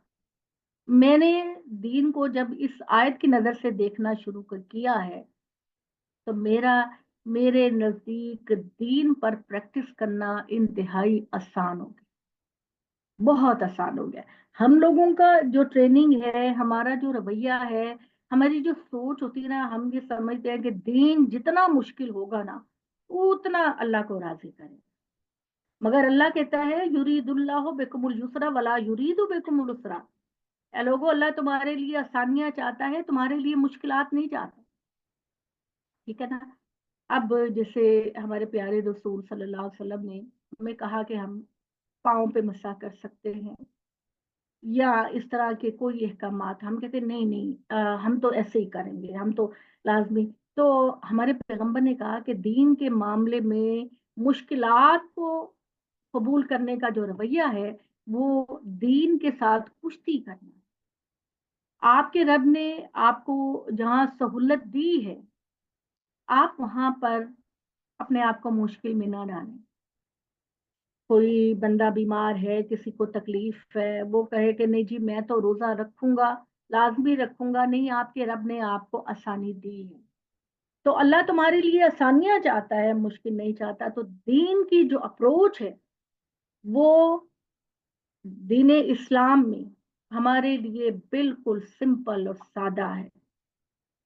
अल्लाह ने जो दीन हमको दिया, जब हम उसको समझ कर चलते हैं तो हमारे लिए, अभी हमारी एक बहन है, उसमें बहरीन में रहती हैं, तो उन्हें लोग सवाल करते रहते हैं कि लोग जो है वो अपनी तरफ से फतवे देना शुरू कर देते। बात किसी ने सही कर रहे होते हैं और लोग नहीं नहीं तुमने तो फलां जगह गलती की है और तुम्हें तो दम देना होगा, जानवर देना होगा। भाई नहीं, ऐसा ना करे, लोगों को मुश्किलों में ना डाले। हमारे नबी ने और अल्लाह ने फरमाया दीन के मामले में खुशखबरी दिया करो, लोग खुशखबरी दिया करो, उनके दिलों के अंदर नरमी का एहसास पैदा किया। तो इसी वजह से देखें कि हमारा ये तासुर है कि दीन इंतहाई मुश्किल होना चाहिए। तो हमारे जो नुमाइंदे होते हैं दीन को बताने वाले, वो चूंकि लोगों को मुश्किल बातों का बताते हैं, तो आप देखिए कि उनके चेहरों पर भी एक करख्तगी होती है। तो अल्लाह के दीन के अंदर आसानियां अल्लाह ने खुद पैदा की हैं, अल्लाह ताला ने खुद पैदा की हैं। तुम अपनी तरफ से अपनी जिंदगियों को मुश्किल ना बनाओ। ठीक है, किसी की आवाज आ रही है। तो अल्लाह ताला ने कहा कि जो कोई बीमार हो जाए, सफर में हो, तो वो बाकी दिनों में गिनती को पूरा करे। अल्लाह तुम्हारे लिए आसानियां चाहता है, मुश्किलात नहीं चाहता। और अल्लाह ये भी चाहता है कि अगर तुमको सेहत मिल जाए तो तुम गिनती को पूरा करो, अल्लाह की बड़ाई को बयान करो इस बात पर कि उसने तुमको हिदायत दी। और अल्लाह ताला की इन नेमतों को पाने के बाद हो सकता है कि तुम्हारे अंदर अल्लाह की से अल्लाह ताला के तुम शुक्रगुजार बंदे बन सको। ये जो हम ये वाली आयत का करते हैं ना, ला युकल्लिफुल्लाहु नफ्सन इल्ला वुसअहा, हम उसको भी गलत पेश करते हैं। हम कहते हैं कि अगर कोई बहुत बीमार है, बहुत ज्यादा बीमार है, तो हम कहते हैं कि अल्लाह ताला हिम्मत से ज्यादा बोझ नहीं डालता। ये आयत अल्लाह ताला ने अपनी शरीयत के मामले में कही। अभी आप ये देखिए कि सूरा के आखिर में जब हम जाएंगे और अल्लाह ताला ये कहेंगे कि बनी इसराइल को मैंने माजूल कर दिया, अपनी शरीयत के नुमाइंदे की हैसियत से बनी इसराइल को माजूल कर दिया और बनी इस्माइल को फाइज किया और मुसलमानों को फाइज किया। और फिर उसमें अल्लाह ताला हमें एक दुआ सिखाते हैं कि इस्लाम पर कायम रहने के लिए तुम ये दुआ पढ़ो। और साथ ही अल्लाह ताला ये भी कहते हैं कि ला युकल्लिफुल्लाहु नफ्सन इल्ला वुसअहा। तो जिस कॉन्टेक्स्ट और साको सबाक में ये आयत है, उसका मतलब ये है कि अल्लाह ताला शरीयत के मामले में लोगों पर कोई मुश्किल नहीं डालते, शरीयत के मामले में कोई मुश्किल नहीं डालते। आपकी सारी इबादतें, आपके सारे मामलात अल्लाह ताला ने इंतहाई सहल और आसान बनाए हैं। तो अल्लाह ताला इसी का ही जिक्र करते हैं। आगे है, वाइजा साला का इबादी अन्नी फन्नी करीब, ए मोहम्मद सल्लल्लाहु अलैहि वसल्लम, मेरे बंदे जब तुमसे मेरे बारे में पूछें तो कहो वो तुम्हारे बहुत करीब है, अल्लाह ताला तुम्हारे बहुत करीब है। और ये बात सच है। जब सफिया आपा आपको खांसी आ रही है बहुत ज्यादा, किसको खांसी आ रही है? प्लीज पानी पी लो। फातिमा आपको आ रही है? आपको आ रही है सफिया आपा? प्लीज आप कुछ ले लीजिए। तो जब तुमसे मेरे बंदे मेरे बारे में पूछें, और वाकई में जब आप खुदा के वजूद को समझ जाते हैं, आप कहते हैं कि कायनात नहीं चल सकती एक बहुत ही अजीम शान कुदरत वाले रब के बगैर, आपका यकीन बढ़ जाता है। तो आप यकीन करें कि आपको यही महसूस होता है कि अल्लाह ताला आपके दाएं बाएं बैठे हैं, आपके दाएं बाएं आगे पीछे। अल्लाह ताला का जो नूर है वो आपको इहाते में ले लेता है, और आपको यही पता है। अब ये देखिए कि मतलब मैंने, ये टाइम लगता है जब इंसान अपने आप को तरबियत करता है, टाइम लगता है। लेकिन इंसान जब तरबियत कर लेता है कि बस मेरा भरोसा अपने रब पर है और वो हर वक्त मेरे दाएं बाएं है, तो फिर आप परेशान नहीं होते। आप अपने सारे मामलात को अल्लाह के हवाले करके आराम से बैठ जाते। अपने, ये इसका ये मतलब नहीं है कि आप कोशिश नहीं करते, हिम्मत नहीं करते, करते हैं। और उसके बाद ये है कि अल्लाह ताला बस उफव्विज़ु अमरी, मैंने अपने मामला तेरे हवाले कर दिए। तो आपका रब आपको कभी मायूस नहीं करेगा। और ये नहीं कि आप ऊपर ऊपर से दुआ करते हैं, ऐसी बात नहीं। तन्हाई के अंदर, खामोशी के अंदर आपके दिल से आवाज आए, अल्लाह तू है, मैं तुझे महसूस कर रहा हूँ, तो मेरे दाएं बाएं हैं, तो मेरी हर मुश्किल को आसान करने वाला है। तो अल्लाह कहते हैं, ए मोहम्मद मेरे लोगों को बता दो कि जब कोई मुझे पुकारता है तो मैं उसकी पुकार का जवाब देता हूँ। तो चाहिए कि लोग सिर्फ मुझे ही पुकारें और मेरे ऊपर ईमान रखें, शायद इस तरह वो सही रास्ते को पा सके। हर वक्त अल्लाह का वजूद आपको अपने आसपास रखे, तो फिर जब आपके अंदर ये एहसास पैदा होता है कि मैंने अपने रब को जवाब देना है, फिर ये शैतान भी आपको गुमराह नहीं कर सकता।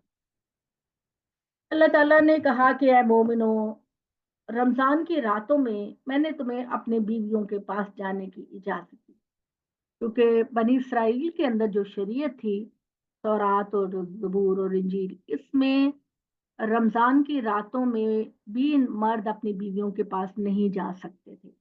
अब जब इस्लाम आया, रोजे के अहकामात आए, तो जो मुसलमान मर्द थे वो सबर बाजुकात नहीं कर सकते थे, तो वो रातों में अपनी बीवियों के पास चले जाते थे। अल्लाह ताला की रहमत का इजहार देखें कि अल्लाह ताला कहते हैं कि मैंने जान लिया कि तुम में से कुछ लोग खयानत कर रहे हैं, क्योंकि मैंने आपको किबले की तब्दीली के बारे में बताया था कि जब तक कोई अल्लाह ताला की तरफ से नया हुक्म नहीं आता था, तो अल्लाह ताला नबी सल्लल्लाहु अलैहि वसल्लम से कहते थे कि उतनी देर तक तुम तौरात को फॉलो करो। अब जो लोग मुसलमान हुए थे, उनको ये तो पता था कि बनी इसराइल की शरीयत के अंदर और बीवियों के पास जाने की ममानियत है। तो अल्लाह ने कहा कि वो लोग उनमें से कुछ खयानत करते थे, ठीक है, चले जाते थे बीवियों के पास। तो अल्लाह ताला ने कहा कि मैंने ये बात जान ली कि तुम खयानत करते हो, लिहाजा जाओ, मैं तुमको इजाजत देता हूँ कि तुम रमजान की रातों में अपनी बीवियों के पास जा सकते। हुन्ना लिबासुल्लकुम व अंतुम लिबासुल लहुन्ना, तुम्हारी बीवियां तुम्हारा लिबास है और तुम उनका लिबास हो, ठीक है। ख्वाहिश, जज्बाती ख्वाहिश, दुख दर्द, इस तरह के सारे मामलात में तुम एक दूसरे के इतने करीब हो कि गोया के लिबास होता है। और इसमें हमें चाहिए कि अगर मियाँ बीवी के दरमियान कोई इख्तलाफ है, कोई है, तो उसको क्लियर करके अपने दिल में एक दूसरे की मोहब्बत और प्यार को फरोग। देखिए, ये जो आजकल हमारी ट्रेनिंग की जाती है ना खवातीन को, कि तेरा मियाँ ये करता है तो तू उसके साथ डबल ये कर, ये कोई सही बात नहीं है। अगर आप ये चाहते हैं कि आपके घर के अंदर सुकून रहे, अमन रहे, आप इज्जत और वक़ार के साथ रहे, तो जान लीजिए कि हमेशा कुर्बानी देने से ही आपकी शख्सियत में इज्जत और वक़ार पैदा होता है।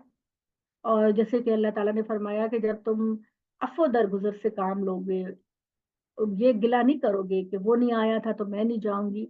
जब तुम ये करोगे अच्छा रवैया, तो तुम्हारा दुश्मन भी तुम्हारा दोस्त बन जाए। तो ज़िंदगी के इस मोड़ पर यही है कि ये जो हमें सोसाइटी में कहा जाता है ना कि मर्द ने 1 लगाई तो तुम 2 लगा दो, या उसने 1 गाली दी है तो तुम 4 गालियाँ दो। इससे कुछ नहीं मिलेगा आपको सिवाय घर की बर्बादी के और बेसुकूनी के। मर्द को अपनी जगह कुछ सोचना चाहिए कि मैं क्या करूं कि मेरा घर बहुत अच्छा हो। लाजमी बात है, मर्द की भी ट्रेनिंग होनी चाहिए।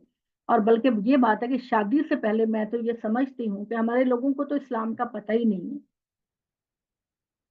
तो शादी से पहले लड़के और लड़की को थोड़ी सी ब्रीफिंग देनी चाहिए, क्योंकि नहीं पता होता। हमारे नजदीक शादी तो बस यही है ना, ज्वेलरी बना लो, कपड़े बना लो, जूते ले लो, पर्स ले लो। हम अपने बच्चों की ट्रेनिंग नहीं करते कि इस मौके पर जब बीवी को गुस्सा आए तो तुमने क्या करना है, और तुम्हें गुस्सा आए तो बीवी को क्या करना है। ये ट्रेनिंग जो है ना, ये बहुत जरूरी है। तो अल्लाह ताला ने कहा अलिमल्लाहु अन्नकुम कुंतुम तख्तानून अनफुसकुम फताबा अलैकुम वफा अनकुम वअफा अनकुम। अल्लाह को पता था कि तुम खयानत करोगे, चुनाचे अल्लाह ने तुमको माफ किया और तुमसे दरगुजर किया। फलआन बाशिरहुन्ना, चुनाचे तुम अपनी बीवियों के पास जाया करो, उनके करीब जाया करो, मुबाशरत करो। और बीवियों के जरिए अल्लाह ताला ने तुम्हारे लिए जो सिलसिला पैदा किया है औलाद का, वो चाहो। और फजर तक खाओ पियो, यहाँ तक कि रात की सियाह धारी से फजर की सफेद धारी तुम्हारे लिए बिल्कुल नुमाया हो जाए। अच्छा, यहाँ भी हम लोग एक अपने ऊपर पाबंदी और सख्ती करते हैं कि अभी रोजा बंद होने में काफी टाइम होता है, तो हम कहते हैं टाइम हो गया, टाइम हो गया। हालांकि देखिए, अल्लाह ताला ने जो बताया है वो ये कहा कि रात की तारीकी के अंदर से हल्की हल्की फजर की सफेदी जाहिर होने लग जाए, तब तक तुम खा पी सकते हो। ठीक है। तो ये अल्लाह ताला ने हमें आसानी दी, और फिर अल्लाह ने कहा कि रोजे को पूरा करो रात तक, और बीवियों के करीब ना जाना जबकि तुम इत्काफ की हालत में हो। ठीक है। जब तुम इत्काफ की हालत में हो तो फिर तो बीवियों के पास नहीं जाना मस्जिदों के अंदर। ये अल्लाह ताला की कायम करदा हदूद है, तो अल्लाह की हदूद को ना। इसी तरह अल्लाह ताला अपने अहकामात को लोगों के लिए बयान करता है ताकि शायद के लोग अल्लाह से, अल्लाह के मुत्तकी बंदे बन जाएं, मोहब्बत और प्यार से उनके दिल लबरेज हो जाए। उसके बाद अल्लाह ताला ने फरमाया आयत नंबर 188 में, एक दूसरे का माल नाहक तरीके से ना खाओ, और रिश्वत देकर हाकिमों तक पहुंचाने का जरिया ना बनाओ, इसलिए कि इस तरह लोगों के माल का कोई हिस्सा तुम्हें उनकी हक तलफी करके खाने का मौका मिल जाए।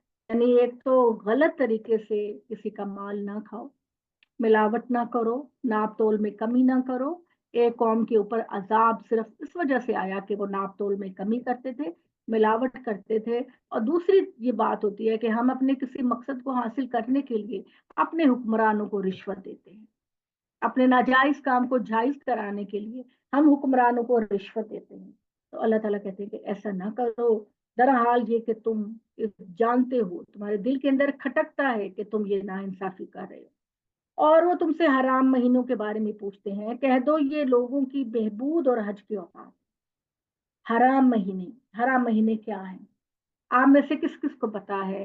कोई कोई ऐसा है कि जिसको नहीं पता? सिर्फ वो हाथ खड़े करे, क्योंकि मुझे पता है सबको पता है। तो जिसको नहीं पता वो सिर्फ मुझे बता दे, मैं देख लूं कितने लोग हैं इसको बताने के लिए। कितने लोग हैं जी? हाथ खड़े कर दे ताकि मुझे पता चले। मुझे तो लग रहा है आप सबको ही पता ना।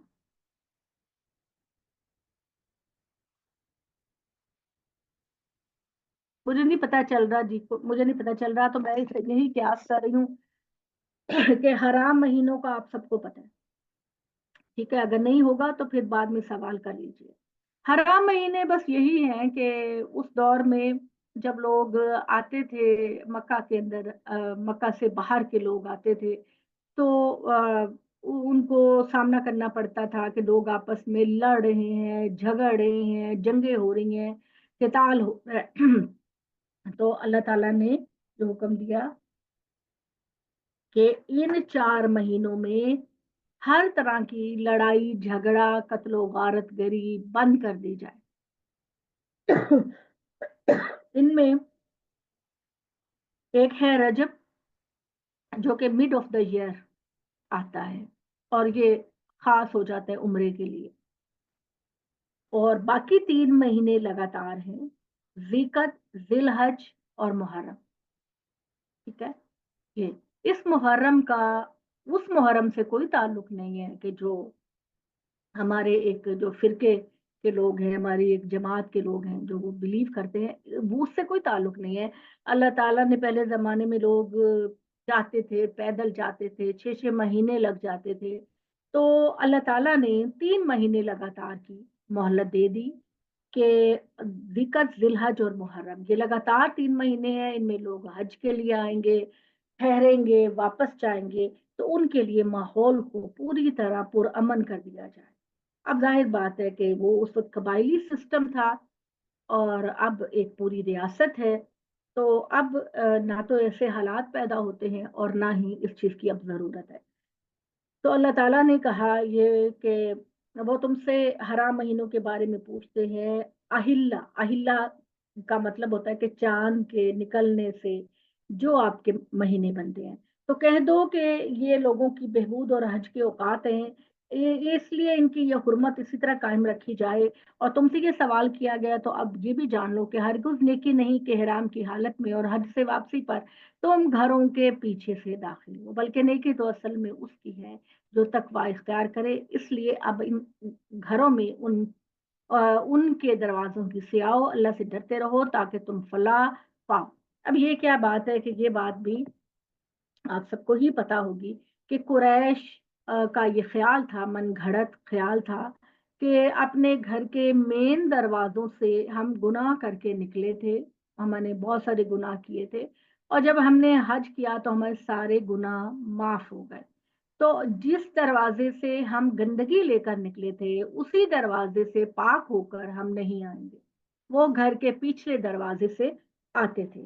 اللہ تعالیٰ نے کہا کہ یہ صرف وہم پرستی ہے، اس کی کوئی حیثیت نہیں، بس تم نیکی کرنے کی کوشش کرو اور گھروں کے اندر ان کے مین دروازوں سے ہی جاؤ۔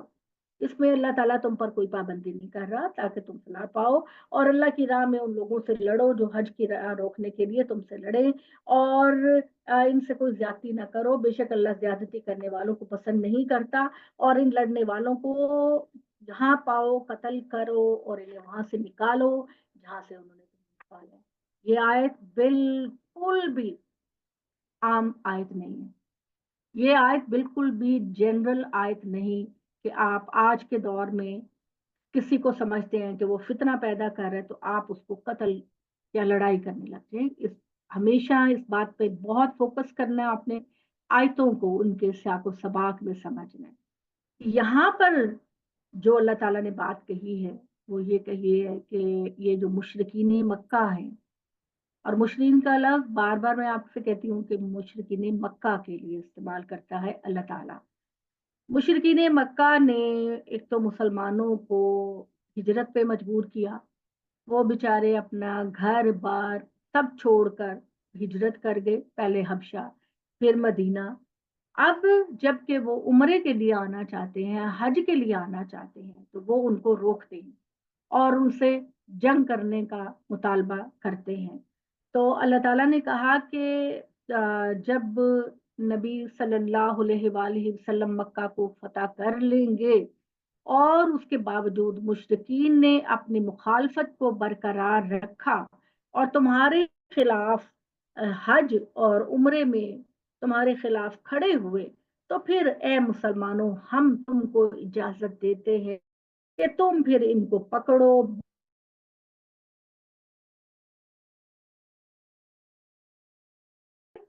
उस सूरत में इस्लाम ने, अब एक बड़ा मुश्किल कानून डिस्कस करना पड़ रहा है मुझे, और इस पे बात लंबी हो जाती है, लेकिन इल्मी काम है, चलो हम कर लेते हैं।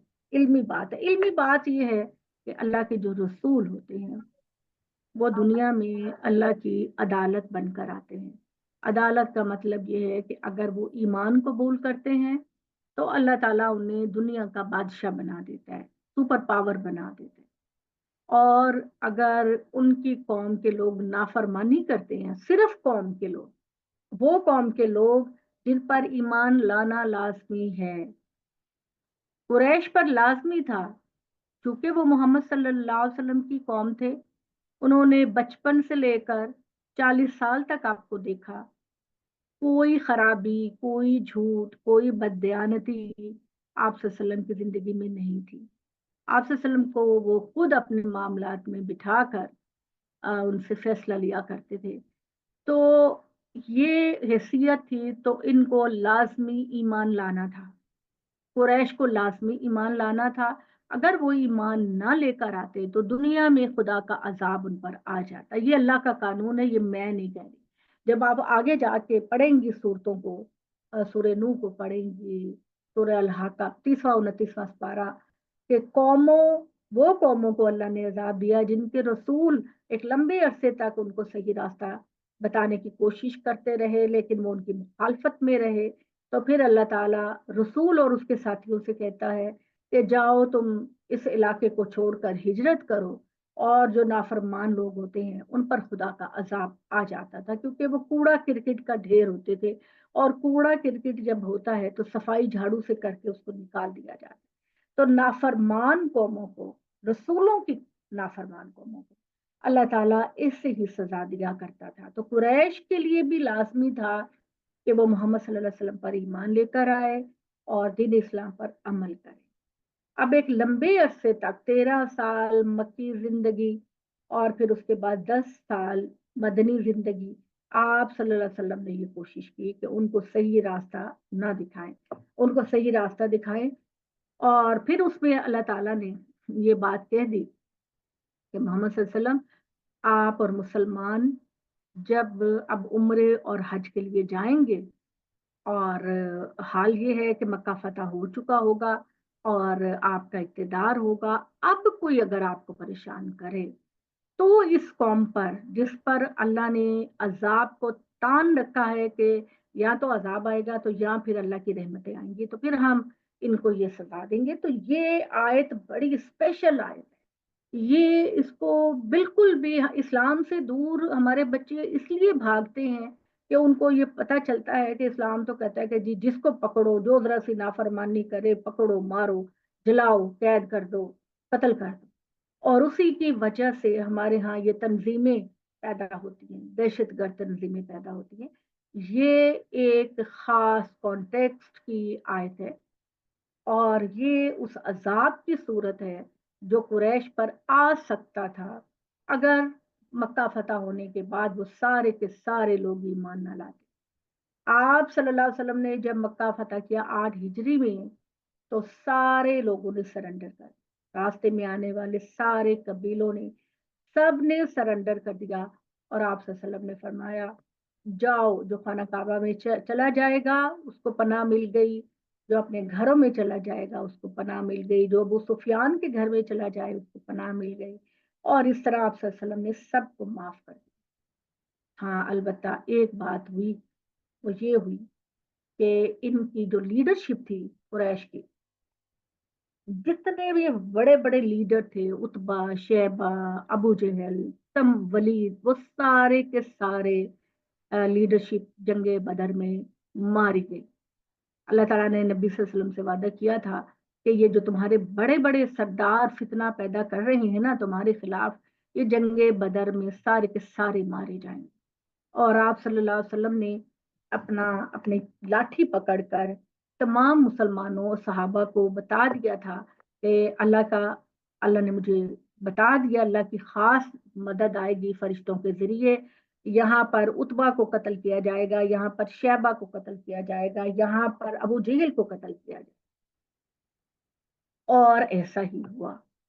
ابو लहब इस जंग में नहीं आया था, तो अल्लाह ताला ने ये किया कि ये जो कुरैश हार के वापस जा रहे थे, उनके जाने से पहले पहले अबू लहब को जो है वो ताउन की बीमारी हो गई, अगर मैं सही नाम ले रही हूँ तो, जिसमें सारे जिस्म में इन्फेक्शन हो जाता है, गल जाता है, जख्म हो जाते हैं, और वो मर गया। बदबू आ रही थी उसके जिस्म से। उसके बेटे भी उसके करीब नहीं गए, और उन्होंने गुलामों को कहा कि इसको घसीट कर किसी गड्ढे में दफन कर दो। ये इबरतनाक उसकी मौत हुई। सूरा 30वें सपारे में इसका जिक्र भी है। तो इस आयत को समझने के लिए, पूरे कुरान को समझने के लिए, जहां आपको लगे ओहो ये अल्लाह मियां ने क्या बयान कर दिया। हमारे बच्चे हैं ना, वो अब बेचारे तर्जुमा भी पढ़ते हैं, तो अब तर्जुमे से भी तो इतनी क्लैरिटी नहीं होती ना।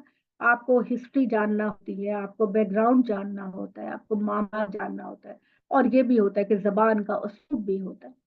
तो अल्लाह ताला हमें इस बात की तौफीक दे कि हम ऐसा कोई काम करें कि हमारे जो बच्चे हैं उनको हम कुरान का सही मैसेज समझा सकें। अक़ूलु क़ौली हाज़ा वस्तग़फ़िरुल्लाह ली वलकुम वलिसाइरिल मुस्लिमीन। कोई सवाल है तो पूछिए, वरना फिर दुआ कर लेते हैं। अस्सलाम वालेकुम। आपा, वो लास्ट क्लास में मैंने एक क्वेश्चन किया था कि सफ़ा और मरवा के ऊपर कुर्बानी हजरत इस्माइल के लिए। तो हम हज में हमें तो ये पता है कि हजरत हाजरा सफ़ा और मरवा के दरमियान भागी थी, तो इसलिए इसको हज कहा दिया। तो फिर अच्छा, हम एक वहाँ तो जमरात में क्या है? एक तो मैं आपसे ये बात कहती हूँ कि मेरे हज उम्रा, इसकी तारीख, इसके जो मामलात है, उस पर मैंने 3 लेक्चर्स की एक रिकॉर्डिंग कराई हुई है। जो लोग बहुत डिटेल से जानना चाहते हैं जी वो मुझे बता दें, उनको मैं वो रिकॉर्डिंग भेज दूंगी, ताकि आपको सारा पस मंजर पता चल जाए। और जो भी जी उम्रे या हज के लिए जा रहा है, तो मैं उसको जी रेकमेंड करूंगी कि वो इस डिटेल को जरूर समझ के जाए, ताकि उसको पता चले मैं जो करने जा रही हूँ उसका मकसद क्या है। ठीक है। अब ये जैसे जी मैं अभी पिछले दिनों उम्रे पे गई हुई थी, तो मेरे साथ मेरी भाभियां और भांजियां थी। अब वो ये कह रहे थे कि जो है ना, हतीम हतीम में 2 नफल पढ़ने का बड़ा सवाब है। तो जी मैं जब पूछती क्यों, तो उनको नहीं पता होता। इसी तरह हम मदीने में गए, तो मेरी जो बहन की बहू है, उसको उसकी बहन ने कहा कि वो जो है ना, मस्जिद कबा में जाकर 2 नफल पढ़ने का उम्रे के बराबर अजर मिलता है। तो मैंने कहा वजह पता है? तो नहीं पता। हम लोगों को पता होना चाहिए हर चीज का, ताकि हम दिल के साथ वो वाला काम कर सके। तो इसी जी चीज के पेश नजर मैंने 3 लेक्चर्स में रिकॉर्ड करवाई है पूरी डिटेल। वो भी मैं आप लोगों को भेज दूंगी। आप लोग वैसे, ग्रुप आपकी मैं बात नहीं कर रही, लेकिन नहीं सुनता, कोई भी नहीं सुनता, जितनी मर्जी आप कह दें कि आए इल्म हासिल करें। अब नहीं, बच्चों मुख्तसरन को भेजना उम्रे पे, तो मैं ग्रुप में आपको शेयर कर। ठीक जी मुख्तसरन बयान करना चाहती हूँ ठीक। कि जब दुनिया बनी थी ना, तो अल्लाह ताला ने ये हुक्म दिया था कि हज़रत आदम को, उनकी औलाद को, कि जब तुमने कोई कुर्बानी देनी हो तो तुम किसी ऊंची पहाड़ी पर देना। और उसकी कबूलियत निशानी ये होती थी कि आसमान से आग आकर उस कुर्बानी को उठा कर ले जाती थी। आपने कुरान मजीद में हज़रत आदम के 2 बेटों का जिक्र पढ़ा होगा, या भी हम पढ़ेंगे भी, कि वो 2 भाई आप गए एक पहाड़ी के ऊपर। हाबील जो है वो बकरे का या गाय का की कुर्बानी लेकर गया, और काबील किसान था, वो फल और सब्जियों का नजराना लेकर। लेकिन वो बाय नेचर एक बुरा इंसान था, इसलिए अल्लाह ताला ने हाबील की कुर्बानी को कबूल किया, और आसमान से आग आकर उसको ले गई, और काबील की कुर्बानी या उसके नजराने को कबूल नहीं किया। ठीक है। फिर उसके बाद जिक्र है कि काबिल हसद में आ गया और उसने अपने भाई मार दिया। उसके बाद ये ट्रेडिशन चलती आ रही थी कि जब किसी ने कुर्बानी देनी है तो वो किसी ऊंची जगह पर देगा।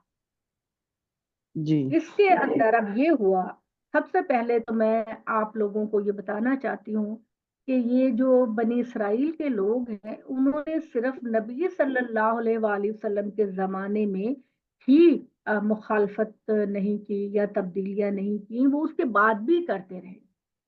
اب جب یہ بات تھی کہ حضرت ابراہیم علیہ السلام کو اللہ تعالیٰ نے کہا کہ جاؤ اپنے بیٹے اسماعیل کو مکہ میں آباد کرو اور اپنے بیٹے اسحاق کو کنعان میں جا کر آباد کرو، تمہارے یہ دو بیٹے دو مختلف خطوں میں جا کر اللہ کی وحدت کی گواہی دیتے رہیں۔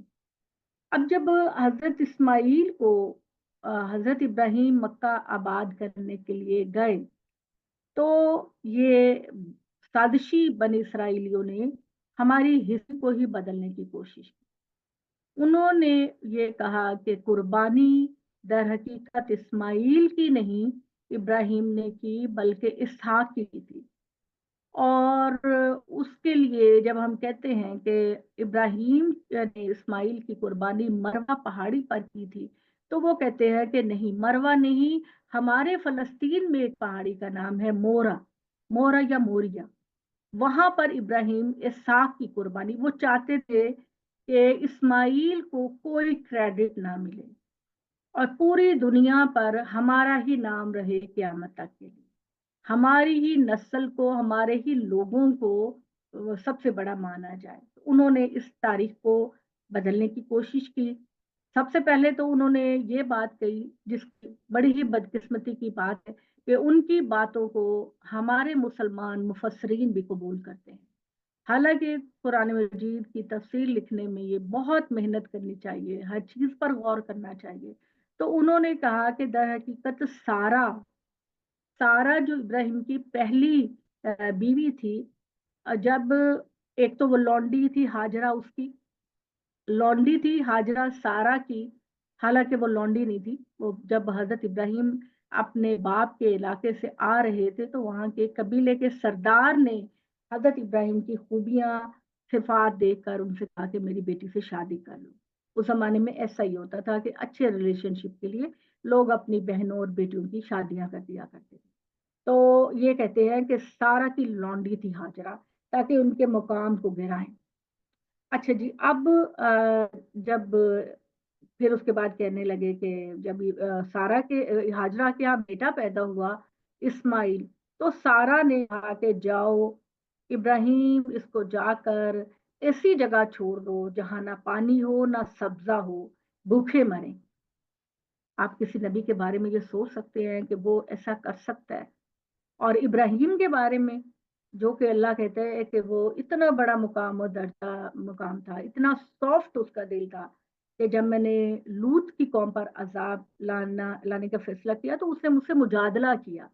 مجادلہ کا مطلب ہوتا ہے بحث کرنا، جھگڑنا۔ تو اتنا زبردست انسان جو ہے وہ اپنے ہی بیٹے کو جو بڑھاپے میں پیدا ہوا ایسی جگہ کیسے چھوڑ سکتا ہے کہ جہاں نہ چارہ ہو نہ پانی ہو؟ یہ ساری داستان انہوں نے گھڑی کہ سارا کریڈٹ جو ہے وہ سارا اسحاق کی نسل کی طرف، بنی اسرائیل کی طرف رہے، بنی اسماعیل کی طرف نہ آئے۔ ہم نے ان کی من گھڑت باتوں کو ایز اٹ از لیا۔ ہماری تفسیروں میں لکھا جاتا ہے کہ ابراہیم سارا کے کہنے پر ان کو چھوڑ آئے جہاں نہ پانی کی بوند تھی نہ سبزہ تھا، ٹھیک ہے۔ اس کے بعد یہ بات کہ حضرت ابراہیم علیہ السلام جب تھوڑے بڑے ہوئے، قرآن مجید کہتا ہے کہ بھاگنے دوڑنے کی عمر کو ہوئے، تو ہم نے یہ کہا کہ خواب میں دکھایا کہ جا کر اسماعیل کی قربانی کرو۔ تو وہ کیونکہ اس چیز کو سامنے رکھے کہ کسی پہاڑی پر قربانی کرنی تھی، تو مکہ کے پاس صفا اور مروہ دو پہاڑیاں تھیں۔ ابراہیم اپنے رب سے محبت کرتے تھے اور جتنا والہانہ ان کے فرما بردار تھے، وہ اس ایکسائٹمنٹ میں، یعنی بیٹے کو قربان کرنے کی بھی ان کو خوشی تھی کہ میں اپنے رب کی رضا کے لیے کر رہا ہوں۔ انہوں نے صفا اور مروہ کے چکر لگائے کہ کون سی بیسٹ جگہ ہے جہاں میں اپنے بیٹے کی قربانی دوں۔ انہوں نے صفا پہاڑی اور مروہ پہاڑی پر چکر لگائے۔ اس ٹریڈیشن کو سامنے رکھیے کہ یہ شروع سے حکم تھا کہ قربانی اونچی جگہ پہ دی جائے، लिहाजा उन्होंने मरवा पहाड़ी का इंतखाब किया और वहां पर इब्राहिम को लिटाया, इस्माइल को लिटाया कुर्बानी के लिए। फिर आगे आपने कुरान मजीद में जिक्र पढ़ा कि अल्लाह ताला ने उनकी जगह एक मेंढा रख दिया, इस्माइल की जगह एक मेंढा रख दिया। और ये बात कही इब्राहिम ने कि अल्लाह ने कही कसदकता रोया, इब्राहिम तूने तो ख्वाब भी सच्चा कर दिखाया, मेरे से सवाल भी नहीं किया, मेरे से गुफ्तगू ही नहीं की कि या अल्लाह इतना महंगा बच्चा तो कुछ और ले ले, कोई सवाल नहीं किया। कद सदकता रोया, इब्राहिम तूने तो ख्वाब भी सच्चा कर दिखाया। यहाँ पर गामदी साहब की राय में भी पेश कर दूं आपको कि वो ये कहते हैं कि असल में कुर्बानी करना जो दिखाया गया, इसका मकसद था कि तुम इस्माइल को खाना काबा की खिदमत के लिए वक्फ कर दो। अब वो यहाँ से कहीं भी माइग्रेट नहीं करेगा, खाना काबा बना लिया, अब इसको और उसकी औलाद को, बनी इस्माइल को यहीं पर ही आबाद रखो और यहीं पर अल्लाह अपना आखिरी नबी भेजेगा। अब इस चीज को कि क्रेडिट जो है वो सारा का सारा, कुर्बानी तो इस्माइल की थी, हमको डाइवर्ट करने के लिए ये बात कही गई कि इस्माइल तो बहुत छोटे थे, 6 महीने के थे, 7 महीने के थे।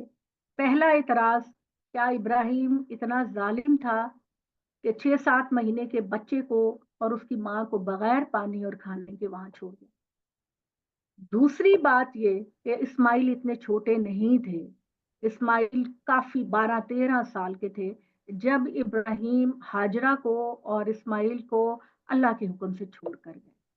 दूसरी बात ये कही जाती है कि उन्होंने पांव मारे तो पानी का चश्मा निकल आया।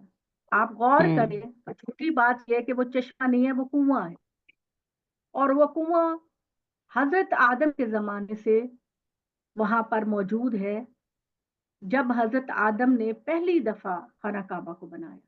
दुनिया में सबसे पहले खाना काबा की जो तामीर है वो हजरत आदम ने की थी। इन्ना अव्वला बैतिन वुज़िअ लिन्नास से बेबक्का, कुरान मजीद की आयत है। दुनिया में पहली मस्जिद जो बनाई गई वो खाना काबा थी। हजरत इब्राहिम ने उन्हीं बुनियादों पर जो हजरत आदम ने बनाई थी इसको तामीर किया। तो अब उन्होंने एक बड़ी ही सिंपल चीज को लिया कि असल में ये जो सही कर रहे हैं हम, ये हाजरा पानी की तलाश में कर रहे हैं। एक तो ये बड़ी ही आम बात है, ये यहूदियों की बनाई हुई बात है बनी इसराइल कि यहूदी हाजरा, ही, जी बनी जी इसराइल यहूदी ही है ना। सही, उन्होंने कहा कि ये सारा क्रेडिट बनी इस्माइल को ना जाए, हमें रहे, लोगों की तवज्जो के मरकज हम रहे, बनी इस्माइल ना जाए। हालांकि मैं ये समझती हूँ कि अल्लाह की वफादारी में हमें किसी तासुब में नहीं आना चाहिए। अल्लाह का जो हुक्म है वो हमारे लिए भी है, सबके लिए। लिहाजा उन्होंने कहा कि हाजरा भागती रही। तो मैं एक और सवाल यहाँ पे करती हूँ, मेरे लेक्चर में ये सारी चीजें हैं कि हर माँ इतनी सेंसिटिव होती है, जी आपका बच्चे को प्यास लगेगी तो आप हमसाए के घर जाएं, कहाँ जाएं, पानी लेकर आएंगी बच्चे को पिलाने के लिए। मैं, मेरा बच्चा प्यासा रो रहा होगा तो मैं कहूंगी किसी से छीन के भी मैं अपने बेटे को पानी पिला दूं। तो सारा ने तो कोई ऐसा खास काम नहीं किया, हर माँ करती है। उसको हमारे लिए सही को सुन्नत क्यों बना दिया गया? ये तो आम सी चीज है, कोई खास चीज नहीं। तो ये सारा कुछ हम मुसलमान इस्लाम को इतना सस्ता समझते हैं कि हम जो कोई कहता है हम यकीन कर लें। ये मुख्तलिफ सा है, तो बाकी डिटेल में अगर आपको चाहिए तो वो आप जी सुन लें। जी, अगर आप कोई सवाल करना चाह रहे हैं। जी जी, ठीक है, शुक्रिया। जी तो फिल्मों पापा में मेरी भी ऐसे ही चलता है, यही दिखाते आते हैं कि हम तो यही देखते आए हैं फिल्मों में, ड्रामों में कि वो भाग रही हैं। फिल्में भी बनी है, गोरों ने भी बनाई हैं, हमने नहीं ना तो ये बनाई, हमने नहीं बनाई, और ये तो उन्होंने ही बनाई है, और वो दुनिया के सामने वही पेश करेंगे जो वो चाहते हैं। हाँ। इल्मी तौर पर जितना हम्म, काम साजिशें ये करते हैं, हम्म, हमारे स्कॉलर तो करते ही नहीं है। हमारे स्कॉलर तो बैठे बिठाए पक्की पकाई रोटी आगे कर देते हैं ना। पकी पकाई रोटी हम खा लेते हैं या पी लेते हैं। हम में कौन है जो बैठकर देखे कि ये उनकी साजिश थी اور پھر اس کے ساتھ ان کی ایک اور سازش کہ وہ میں آپ کو ایٹ دا اینڈ آف قرآن بتاؤں گی. جی چلیں امبر کیا کہنا چاہ رہی ہیں آپ؟ جی کوکا پاپا میں یہ پوچھنا چاہ رہی تھی کہ میں نے یہ سنا تھا کہ حضرت ابراہیم علیہ السلام کو اللہ تعالیٰ نے یہ حکم دیا تھا کہ حضرت اسماعیل کو جو ہے وہ وہاں پر لے جائیں، یعنی وہاں صحیح پہ ہے چھوڑیں. تو یہ جی. یہ والی بات جو ہے یہ کہاں سے پھر مطلب مفسرین نے نکالی ہے؟ میں نے اور آپ کو آپ کہا کہہ نا رہی ہیں بنی کہ اسرائیل کی سارا کے روایتوں. کہنے پر، ہاں آپ نے کہا یہ کہ بنی سارا اسرائیل کے کی کہنے، روایتیں ہیں نا کہ ہاجرہ کی پوزیشن کو بہت حقیر کرنے کے لیے انہوں نے کہا کہ ہاجرہ سارا کی لونڈی تھی، اور چونکہ بچہ ٹھیک ہے. سارا کے ہاں نہیں ہو رہا تھا تو اس نے ایک رات کے لیے ہاجرہ کو کہا کہ تم ابراہیم کے پاس چلی. اب یہ لوگ تو بڑے بہادر ہیں نبیوں کے کرداروں پر کیچڑ اچھالنے کے لیے. قرآن مجید میں آپ نے پڑھا کہ وہ قتل کرتے ہیں اپنے نبیوں کو، وہ ان کو جھٹلاتے ہیں، ان کی طرف وہ کچھ بھی منسوب کر سکتے. تو لہٰذا ابراہیم وہ ایک رات کے لیے سارا کی لونڈی کے پاس گئے جس سے اسماعیلی پیدا ہو. ساری من گھڑت باتیں.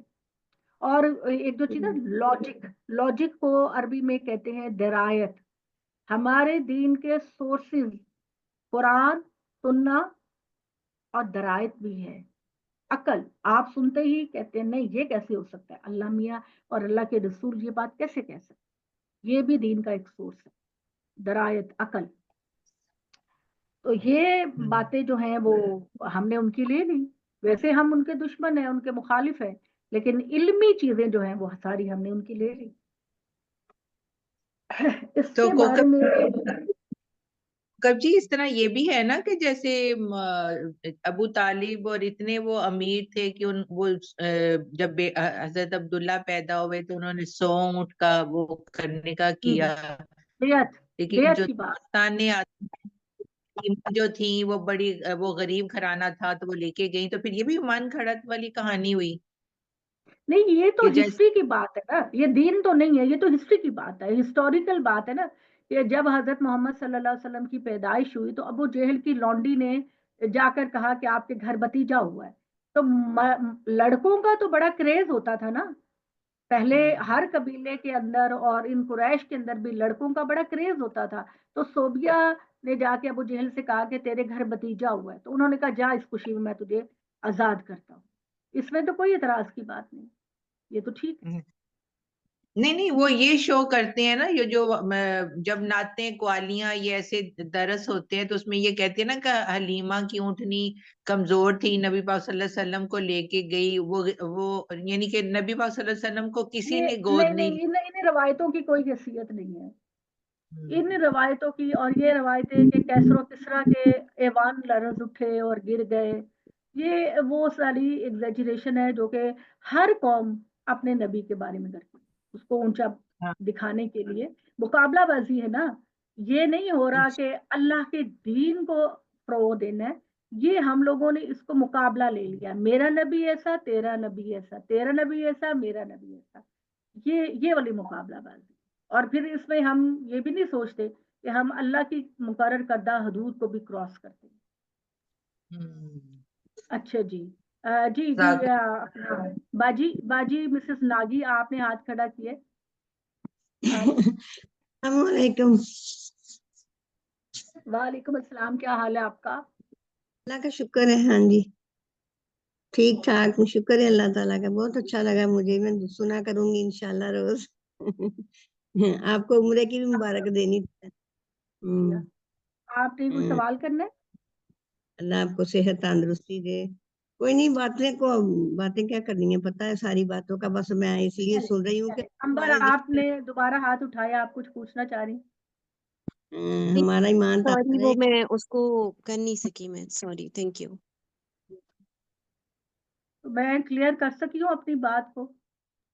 جی مجھے بس تھوڑا سا ڈاؤٹ بس یہ وہ ہوا ہے کہ یہ جو آپ روایتیں بول رہی ہیں اس میں مطلب ہماری احادیث میں بھی اس طرح کی باتیں آئی ہوئی ہیں، یا یہ کہ وہ ان کی ہی روایتوں سے یہ بات آئی ہے؟